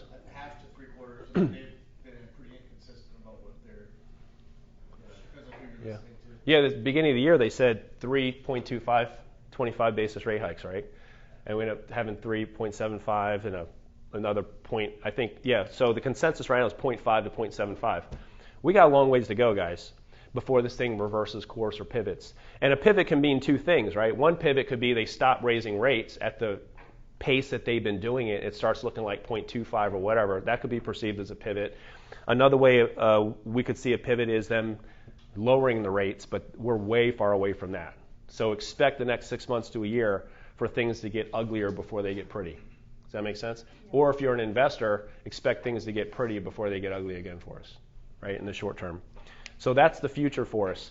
Here are some of the headlines we're seeing here around the country. The most interesting one is foreclosures being up 440% year over year. That was mainly because they suppressed, with the federal protections after COVID, they suppressed so many, the lenders for them to take back mortgages. It's still a relatively small number compared to history as far as defaults, but we're seeing the trend go the wrong direction, right? And so we want to get in front of that trend. So the trend is more important than the static picture, because what happened before and after is a better indicator where the puck's going than just taking a snapshot of something. And we're feeling that too as we're on the phones with pre-foreclosures. Every Monday we do a call party and we're talking to property owners. This is Lucas, by the way. He's going to he's our short-term rental expert, so he'll be speaking with us at 1 o'clock. So we already know that people are in pain and the defaults are coming. So what are we doing to prepare for these defaults? It's on the horizon, and in my opinion, we're going to be in front of the biggest wealth transfer that a lot of us will ever see in our adult lives over the next 5-10 years. That's going to mean for people that are working with investors, the biggest commission grab we'll ever see in real estate for the next 5 to 10 years probably, if you know how to position yourself right. So how we prepare, we get a system in place. How are we locating deals? Right? Because if you build it, they will come. If you get the deals, the investors show up. Then the investors show up, you start building your database, and then those end up turning into capital for you. So you get your money right, get your credit dings repaired as much as possible, get your credit ratings up so you can qualify for financing as many ways as you possibly can. That's one way to get prepared. Another way is just find deals. The deals attract investors just like honey attracts bees or bears, right? And then those turn into capital sources for you. You see how that chain works? So the question is, what are you doing to source deals? And we can talk about that. So before we can even start working with investors, we got to adjust our belief systems. And I'm going to show you in black and white why a typical rental property at today's prices, at a 8% interest rate, today's rates, and at today's rent rates, conservatively, will outperform paper investments or the stock market returns. What do you guys think the stock market has done in the last probably 30 years? If you had to guess. Average performance for the stock market. 8%? 10%? 10% is a pretty good number. Here's the history of the S&P 500. We go down, if we look in recent times, you're looking at average returns of 14, 17% year over year. Look what happened to real estate prices. What was your year over year appreciation rates in real estate the last couple of years in Tampa? 25? It's been nuts, right? Is that sustainable? No. Is that driven by low interest rates and money printing? Yeah. So if we take that aside, even with stocks, and we go back a little bit further, 30 years, we're at about a 10% return on stocks. Now, let's say you have a stock you buy for $100 a share. 1 year later, you sell it for $110 a share. What'd you make, percentage-wise, on your money? You buy it for 100, you sell it for 110. You made 10%. After tax, what do you take home? 7, 8, right? So let's call it, would you guys agree, net after tax stock return, 7, 8%? On an annual basis, right? So that's what we're comparing real estate to. So let's start that with that baseline in mind. Fucker. All right, so we're going to go to a cash flow summary, and I'm going to walk you through the language on this. And by the way, there's so many ways that we can use a tool like this. The obvious reason that we'd want to use a cash flow summary and demystify these numbers is what? To show what the cash flow looks like, what goes into the checking account after I pay my expenses and mortgage payments. What else does it show us? It shows you what your expenses are. If the deal works. It tells us if it's going to be positive cash flow or not. If it's negative cash flow, what can we do to make it positive cash flow? Lower expenses. Well, if they're already there, there's some ways you can do that. You can raise the down payment on a mortgage, right?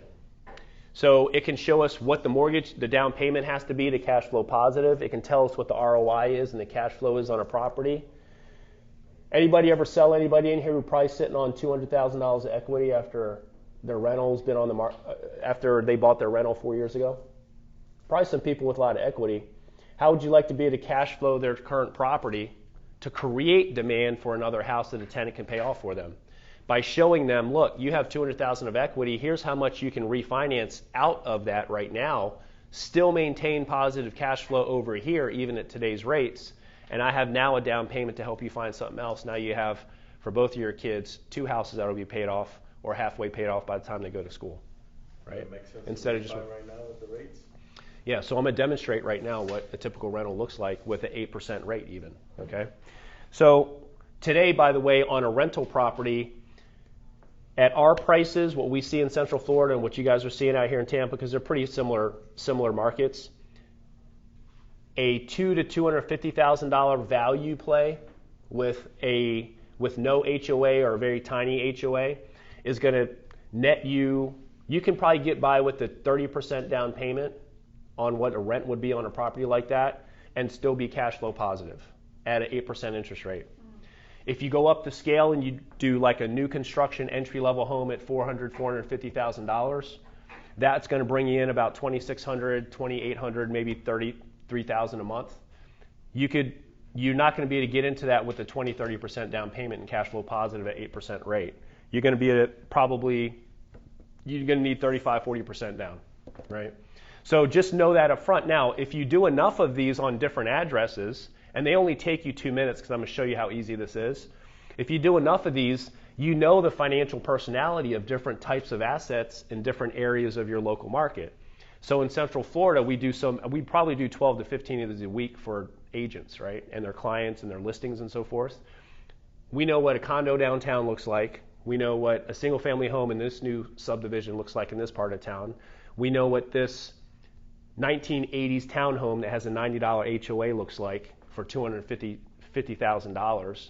So once you do enough of them, you know instantly when an investor calls you and they're looking for this address, what's that going to look like? And do you even have the down payment cash to make this positive cash flow at an 8% interest rate? If not, you know to move on, right? Like this, just doing the exercise. I strongly encourage all of you. We're going to show you how to download this tool. Go home tonight, pull 5 MLS sheets on just random addresses. Go to Zillow, get the Zestimate rent number on it, or just look on Zillow to see what comparable rents are, and just start playing with the sheet. It doesn't have to be perfect numbers. You're just going through the exercise of seeing what different rents look like, and then play with the sheet. And that's what gets you really comfortable presenting this and using it. So let me show you how this breaks down. Every field in all of our templates and tools, the gray fields are the ones you can change. It's plug and play. You don't have to do any math. So you just click on that field and you type in the information it's asking for. This sheet is broken down into 3 different sections, so don't let all these numbers intimidate you. You have one section on the left. That's all of your inputs. Garbage in, garbage out. As long as you have accurate inputs, you will have a perfect cash flow presentation for somebody. You just have to get the inputs right. The sheet does everything else for you. The middle section is what your return looks like if someone pays cash for something. What's the ROI and the net income on a cash purchase? Then the right side of the sheet is what do the returns look like if you get a loan. This is your leverage returns on the right. So you guys see that? So these are inputs on the left, cash numbers in the middle, and finance numbers on the right. That's how it breaks down. And it prints up on a nice 8.5 by 10 sheet or 11 sheet of paper, horizontal. And if you have a listing under $400,000 or $500,000, you can whip one of these up, turn it into a PDF, and then what can you do on the MLS? Attach it right on the MLS to your listing. So let's walk through the inputs, because if you get the input right, the sheet does everything else. So let's see if we know how to do the inputs in this room. And we're going to walk by each one. When you're analyzing a property, it doesn't matter if it's a multifamily building or a retail strip or it's a single-family home. You only have 3 buckets of info you got to deal with to get 90% of the sheet done. One bucket of info involves the cash it's going to take to do the deal, to buy it, to rehab it, improvements, closing costs, and everything. What am I measuring my return against? It's that cash out of pocket, right? The second bucket of info is the income it produces, minus the vacancy rate. Then the third bucket is the expenses that you have to subtract from that income. What you're left is what? Your NOI. That's your return on your money, right? So let's break this down. So if I'm doing the one bucket of information, money out of pocket, we all know where to get a purchase price. And this is, by the way, just a run-of-the-mill single-family home, entry-level price, $320,000, something we'd find on the market today. This isn't like pie-in-the-sky, unrealistic stuff right here, off-market special deal off of a wholesaler's distribution list, nothing like that. So we got $320,000 purchase price, 3% closing costs. We know where to get a rehab number. If we can't assess a rehab cost, we can bring a contractor in or a property manager, and they can probably eyeball it, right? But we get rehab costs in here. Everybody knows how to do these 3 numbers, right? Yeah. Everybody with me? Okay, then we get to income. Where do you get the rent number from? You can look at comps. Rentometer? You can go to Rentometer. What I'd suggest to you is get your property manager on speed dial. Hexit will gladly tell you what the rent number is. And then guess what? You're not then on the hook to fulfill on that income promise. And you can't get slapped on the hand for selling a security at that point. So let your property manager tell you what that number is. And if they give you a range between 26 and 2,700, what do you put in the sheet? 26. The low number, right? Be conservative on it. So you get the rent number into the sheet here. Just use the vacancy rate. houses are renting pretty quick right now, so 2 weeks is plenty. So 5% of your total potential income is going to be vacancy that you have to subtract from it. Everybody with me on that? So look, what happens is we bring all these numbers from here, they come over here. So you see the money out of pocket, if you add up those closing costs, rehab, and purchase price, you're at $330,000. That's what I'm measuring my return against on a cash purchase. In this second section, we have our income, comes over here. $2,600 a month times 12 months is $31,200. That's potential income, but you're going to have some vacancy. Let's take that out of it. And so you gross $29,000. We got to subtract all of our expenses now, right? So we go to our expenses. Our property management fees are already baked into the sheet. And here's what's interesting. There's two types of investors you're generally going to deal with. One of them you want to avoid at all costs because they're a lot more brain damage and time and energy, and they're unrealistic. I call that the do-it-yourselfer. They want to swing hammers, are looking for a deal. It's Joe Schmo. He doesn't even put the property in an LLC. He puts it in his personal name and he rents it out, right? And he does his own property management. You don't want that client. You want the client that's building a portfolio that is hands-off. They don't want to adopt a second job. That's that high net worth client that's going to do multiple transactions with you over time. So they want property management in place. Pitching property management as part of the deal is what you do with a client like that because there's no way they're going to manage it themselves, and they value your recommendation for a property manager. So we put that number in there. And then when we present it, we say, look, this property here has the property manager, professional property management in place. They specialize with investors. They don't nickel and dime you. And they'll take care of your property, screen tenants, collect rents, handle maintenance, everything, so you can just build wealth. And those fees are already baked in. You see how that's valuable to a high net worth client, right? You're selling the whole turnkey package, not just the address. Then we get property taxes. Everybody knows where to pull that. Insurance, HOA. We have a reserve for maintenance. So investors will appreciate the fact that you're considering stuff they don't have to write a check for every month. Like, hey, there is a certain allocation because you're going to have turnover. You're going to have to freshen up the paint and carpet. There will be a little bit of a vacancy. Let's account for that up front. So most cash flow summaries I see from agents, they don't even account for maintenance reserve or a vacancy even. It's like gross numbers, pie in the sky. So they'll value that you're considering these things. Lawn and pool and pest control, I will tell you that because we're only collecting typically 1 month security deposit, it makes sense for the owner, especially in a strict HOA, to cover lawn care and pool maintenance, because if something goes wrong and it's neglected, it costs a lot more money to resod that lawn than the 1 month security deposit I have to protect that owner, right? So you always want to put those numbers in there for a property owner if it's in a nicer subdivision. In this case, it's not, right? A lot of properties you don't have to deal with that, but if you're in a strict HOA, then make sure they're covering the $130, $150 a month in lawn care, for example. Can everybody do those inputs right here? Are any of these complicated? No. Right? Everybody got that? So far we're 100% on this sheet, right? And this is going to make us look like superstars. So if we do a cash purchase, that's all the inputs we need. Here's their money out of pocket, $330. They're making $30,000 on the property. They got $12,000 in expenses. Their net income is $17,000. That $17,000 is 5% of this $330,000. Cap rate. What is a cap rate? It's short for capitalization rate, and I'll give you a little tidbit here that's going to come in useful for you.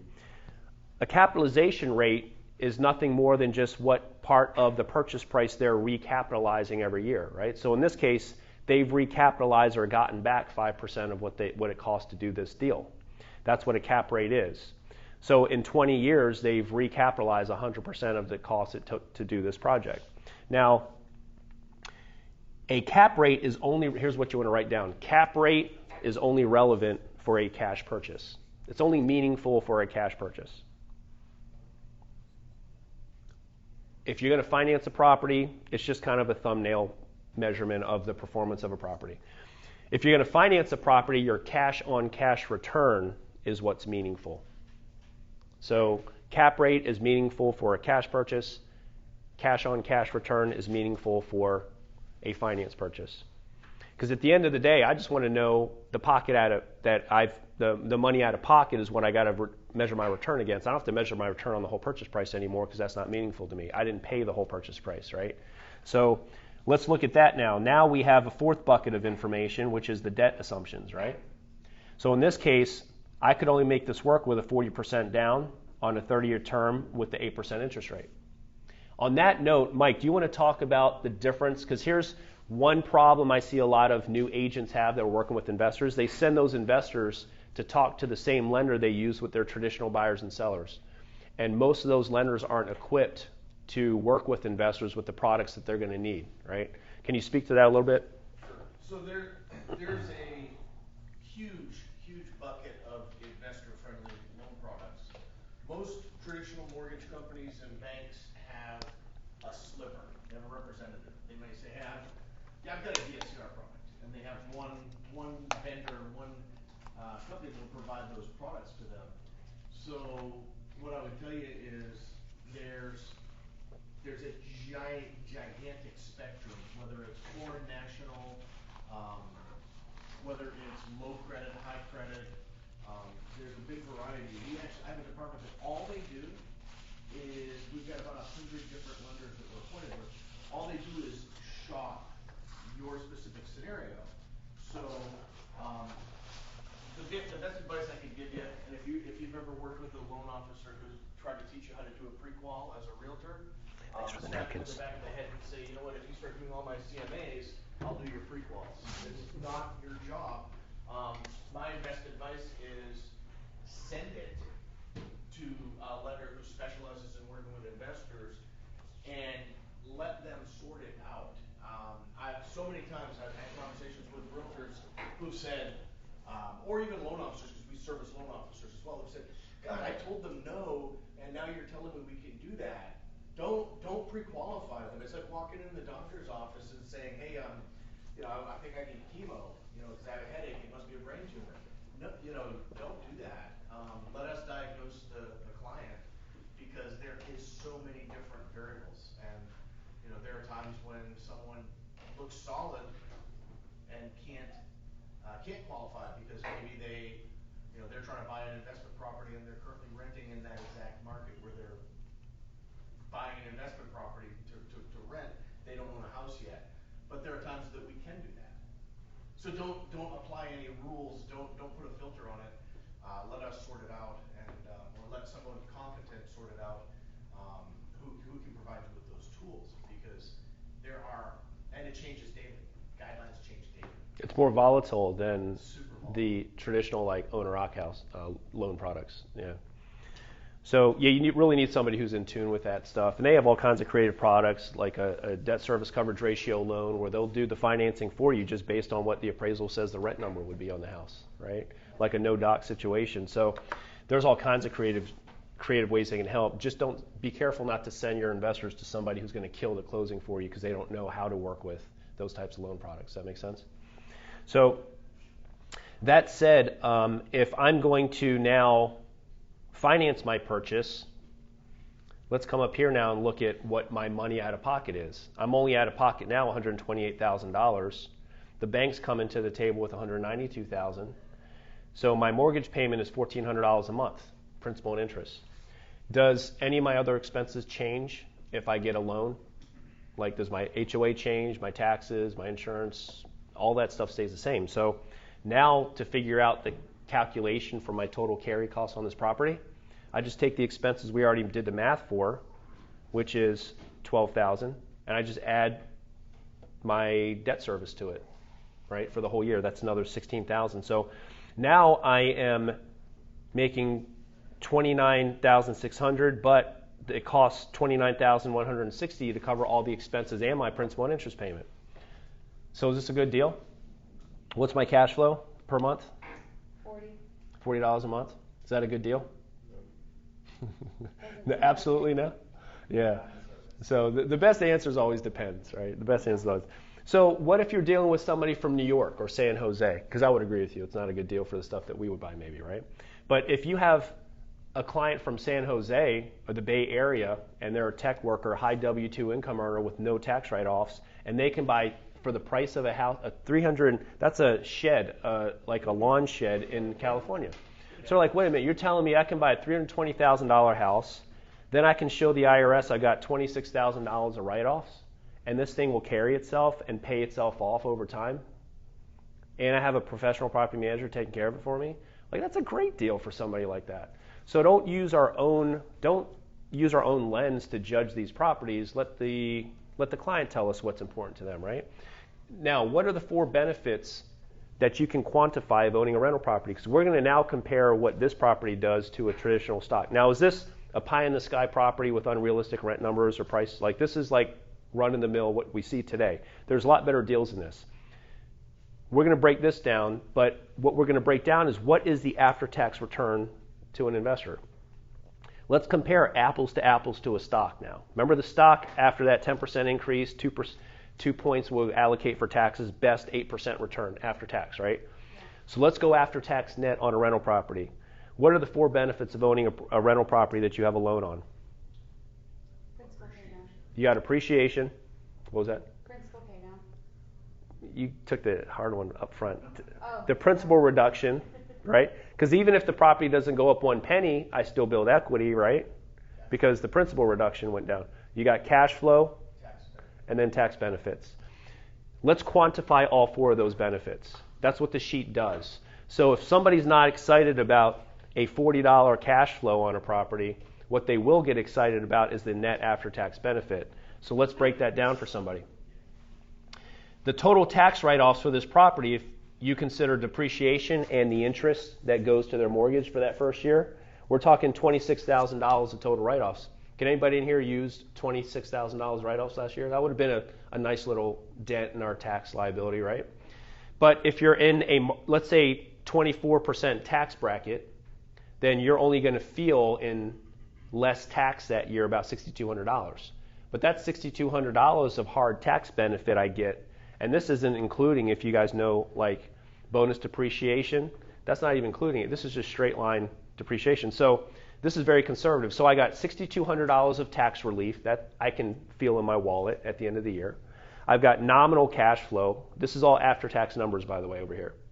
I've got $1,600 of principal that loan balance reduce over that first 12 months. What happens to that principal difference 15 years from now? It's a whole lot bigger, right? So your first year, you still have $1,600 of equity. And then if I just assume a very conservative 3% appreciation rate, I'm at $7,000 of appreciation, right? So I only put down 40% of the property, but I get to benefit from 100% of the appreciation on that house. You see how leverage works? So now I'm out, my total benefit when I add all those up is 16 grand against 137 out of pocket. My net after tax is 11.5% on a basic rental today. Net after tax compared to what the stock market can do at about 8%. 7-8%. So now you guys know black and white, net after tax, real estate is a much better play than the stock market, especially today. You think there are people out there getting hammered right now by the S&P 500? They're getting hammered. They're looking for places to park their money that's safer. Why not a tangible asset that you can drive past with nobody in Wall Street in the middle of it, right? No counterparty risk. So this is an example of what a typical rental looks like today. Now that we know that rentals are better than stocks, we can look at an investor in the eyeball and with conviction say, no, you need to have rentals in your portfolio. I can help you find it and put property management in place so it's a turnkey experience for you. Now that we know that the returns are there, where do we find these investors? Oh, by the way, if you guys want to download that template and watch a 5-part video course for free, just scan this on your screen here. This takes you to the agent support page. So take that phone number, put it in your phone, put these guys on speed dial. If you ever need a rent number or cash flow summary produced for you, you want to go through the cash flow class, the free one that's on the page, all of that's right there on that website, right? If you need to talk to an investor and do a Zoom call with them and have somebody qualify them, walk them through a cash flow summary, get their expectations right, and then tee them up for a good lender, hit us up. We'd be glad to do that for you, right? We're going to help you get to the closing table. So everybody get this? Can I move on? Okay. So pilot fish investing, where are those returns? So there's our pilot fish, Mike, right? So the pilot fish, how do they eat? The scraps from the shark. Yeah, they eat for free. They just hang out with the shark. So what we're going to do in the same way is follow what these institutional and hedge funds are doing right now that are gobbling up rental properties across the country. They have all the sophisticated data. They're like the target. They know where to put a target because they know where the rooftops are coming, right? So we're going to piggyback on their data. How do you piggyback on their data to see where they're buying? To get us a starting point to work with our investors. We do a MLS search. Let's go back 365 days. We're going to search all properties that are under $400,000 where there was a cash transaction. So you have to add that custom field to Stellar, right, to your search. Cash transactions only. 40%, I can speak to Orlando, 40% of all of our cash transactions in the last year went to 5 different buyers, institutional buyers. And if you looked at where their addresses are, they're in clusters throughout the map of Central Florida. And that'll show you, okay, those are where the yields are. Let me start there for my investors. And you don't have to go off market. You just find a property on the MLS. That's where they're buying it because all that data is on the MLS, obviously, right? How do you find those investors locally? You just take that cash flow summary, do one deal of the week, take a screenshot. Everybody know how to screen cap something, right? And then post it on your social media. Hey, if you're looking for tax relief, you're looking for an inflation hedge, and or to make up lost time for retirement, hit me up. You think that's going to surface some people? Make you look a little bit different than 999 agents with pictures of closing pics, right? So that's the way. I had 5 people DM me over the last year inquiring about, I see that you do something in real estate investing. Can you help me out? I'm looking for a rental property. One of them was a friend of mine who's a fellow real estate coach. He didn't even know I did investment properties. He said, hey, I got $250,000 I want to invest. I said, well, why would you put into a rental property today at these rates when you can just fund one of my deals and I'll get you 10% ROI on your money in 5 months and you're completely liquid? He's like, yeah, I'll do that. So then we parked another $250,000 on deck, right? So there's all kinds of ways that you can surface investors and work with them. How do we qualify them? Here's the power question.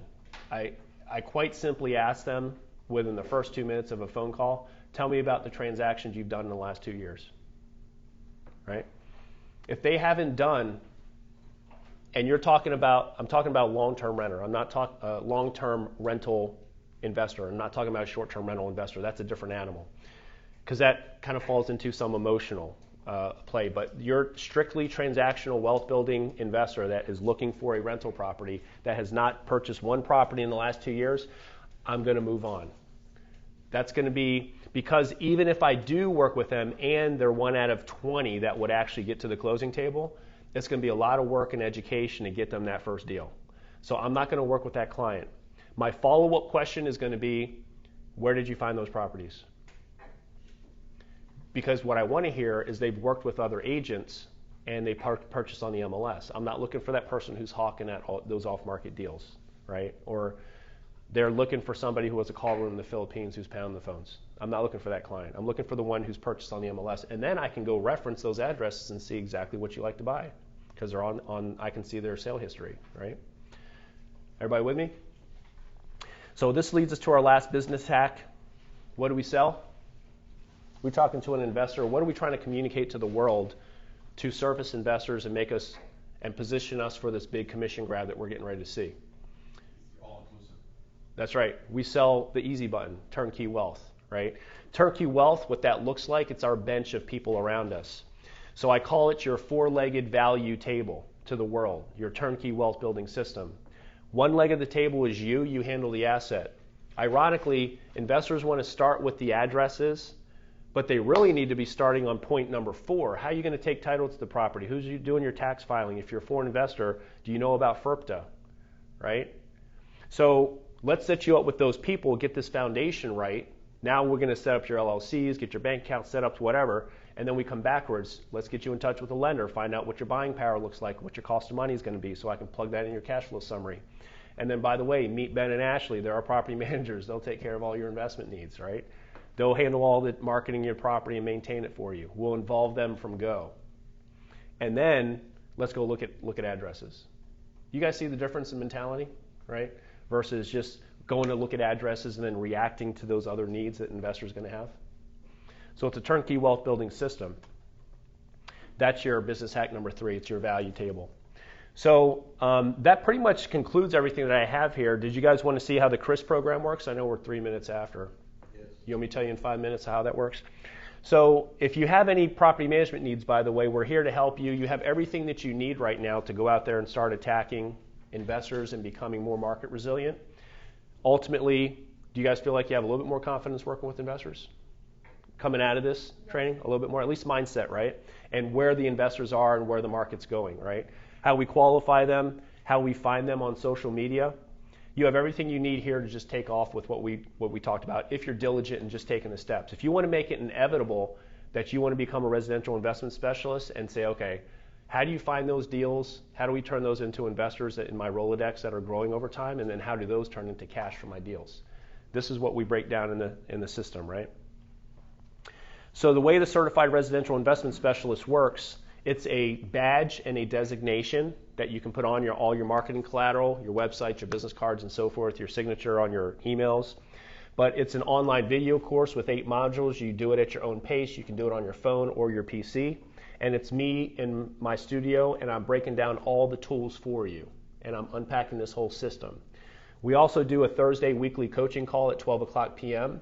And I call that my cleanup call, because I'm talking about deals I'm doing, I'm giving housekeeping, we're talking about the market in general, 30,000 foot view, then we get granular, and we talk about addresses that you have in your back pocket, clients that you're working with, sellers that can't sell, how do you structure a seller finance. We talk about all of that. I show you how I'm doing, like my subject to deal that I'm doing right now in Riverview?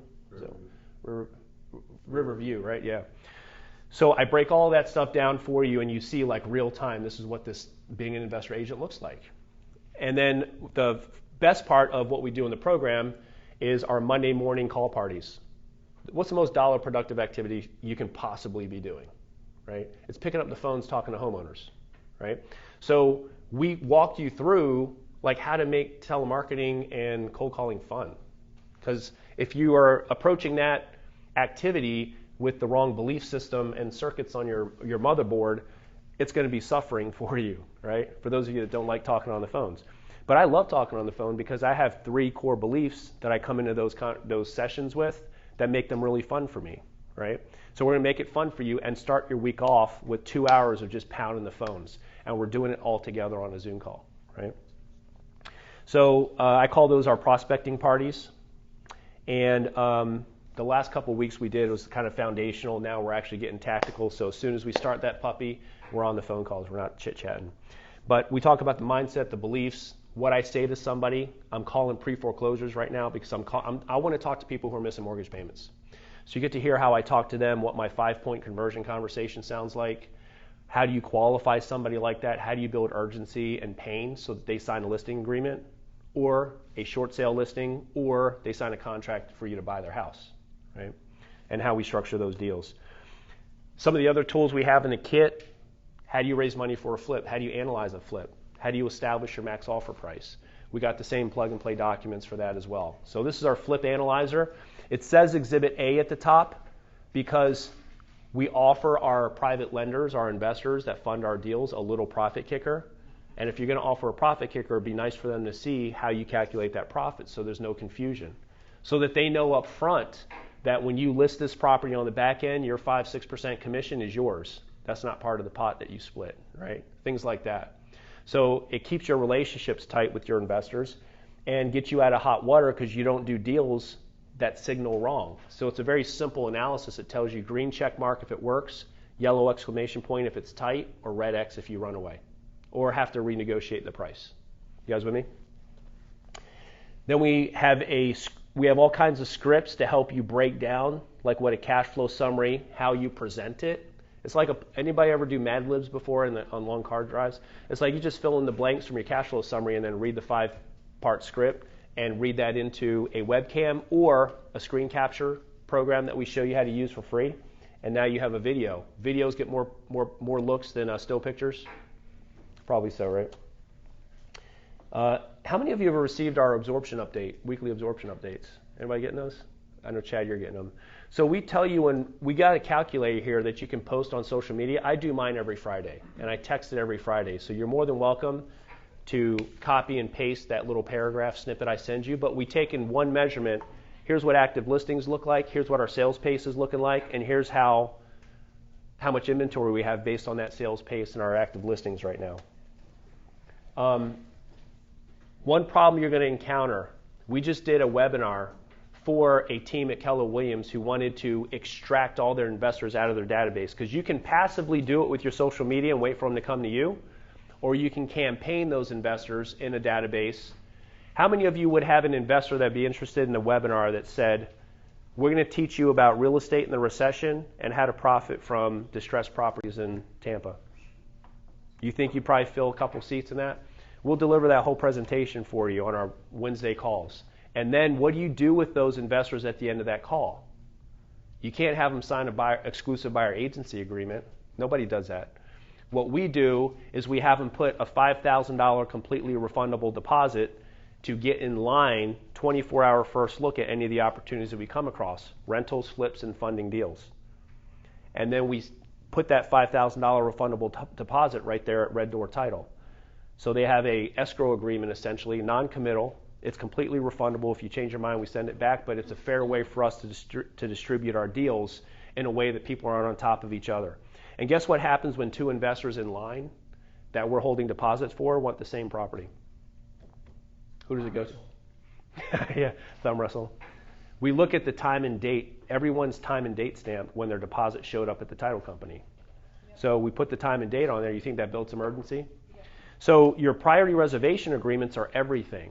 That's how you sell investors. Everybody comes through that front door. Otherwise, you don't work with them. Why would you work with somebody who's not even committed to saying, yeah, let me get in front of the line and look at your best stuff, right?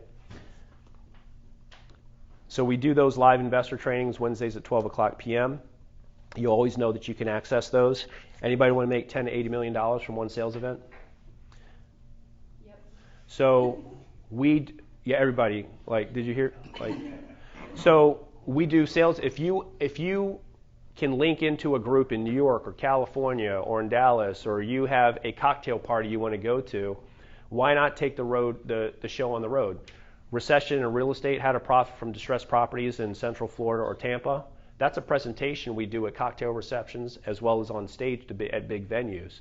And then guess what you're coming back with? A pile of reservation deposits. And now you have your pecking order who to work with, right? 10% of those people are actually going to want to see the properties, 90% just by Excel spreadsheets and pictures of the houses. The rest of them you actually just party with, and you drink a lot and you eat a lot, and then they buy some real estate. So we actually have a format for a party weekend, which is them flying in on a Friday night, you hosting them, staying at a hotel, you break bread Friday night, drink a lot of liquor. Next morning, you do your overview presentation, but they meet your lender, they meet your attorneys, they meet your CPAs, they meet your property managers, your contractors, and then you get on a shuttle and go look at addresses, and you come back with contracts, right? There's a format for how to do those properly. And then you may only make 10 to 20 million from that one event. Where you make the rest of your money is what? Is their referrals. That's how you make 3/4 of the money from an event is from referrals. It's not from the people that come to that event, right? So we have a 7-page private money brochure. If you want to turn those people, you got to sell your deal and get them on deck. You don't go looking for money once you have a property under contract. You got to have them sold prior with a reservation form at the title company and a commitment that says, yeah, here's my expression of interest and my proof that I want to fund your next deal. That's how we get our deals funded. So the way this program works, by the way, it's if you go to CRISagent.com, one-time investment of $997. But we have until midnight tonight. That's that coupon code right there, discount code FOUNDER 1130. 1130 is today's date. So midnight tonight, it's only $498. And by the way, we just got hit up by a company that sells high-ticket coaching programs across the country to real estate agents. But they went in and looked at my course. They were going to put me in line, number 15 in line. After they got into my course, their sales managers brought me up to the front of the line. They're going to be selling this for $3,800 a month starting in 2 weeks nationally, right? But I have a selfish reason for you to get involved cheaper because we want to do deals with you here. Like locally, we have selfish reasons to make this as easy as possible for you. So until midnight tonight, go to CRISagent.com, type in the coupon code FOUNDER 1130, and you get it for a one-time of $498, and you jump into the Monday morning call parties. The invite your investors to the Wednesday 12 p.m. calls that we do about real estate in the recession, how to get those priority reservation forms on deck, and then on Thursdays our coaching call, 12 o'clock, right? 30-day no money back guarantee, and we have our 2 new modules coming in. You're going to hear us talk about the short-term rentals. That's a bonus module. And how to talk to distressed sellers to get them on paper. Because there's a formulaic way of asking them questions to build urgency, pain, and get them on a listing agreement or on a contract. That's the distressed property module. So all of that we're putting in for $498, guys, one time. All right. So that's all I have, guys. With that, we're 13 minutes over. I appreciate you guys coming out. Did you have any questions for me before we take off for a quick 45-minute lunch break? For those of you that are coming back at 1, yep, Hannah. Are you going to have like the second session online somewhere for people to look at? No, but are you recording it? Yeah, I'm recording it. I'll probably upload it with your permission to our YouTube Yeah, he might. channel. Yeah, you can go to his YouTube. On YouTube. We'll upload it. Do you have your business card? You can give it to them or some. Give them your contact info and they'll make sure you get it. Okay. If you can't make that. Okay. So no questions? All right, guys, thanks a lot for coming out. Appreciate you participating, okay? You staying for the next one? Oh, cool. What did Jorge say? Did he respond back yet? You serious? Are you kidding me? Did he say that? That's hilarious. He knows I'm not with EXP. I don't know what he's... He's like, seriously? You're joking, right? Like, he told me to tell you. That's funny. You guys see where we were? Yeah, tell him when are we going to do one? Like, I'll come back tomorrow if he wants to do one. Seriously, how many people do you have in your organization? Well, in my team, I have about 40 here. Okay. Or realtors, and we can do like and I can get a place and can invite, well, not just my team, but use it as a recruiting event, you know what I mean? Yeah. Well, that's what I told him. I was like, we have a group in Charleston. Because he's a friend of mine, and because I had another program before called Investor Agent that he bought.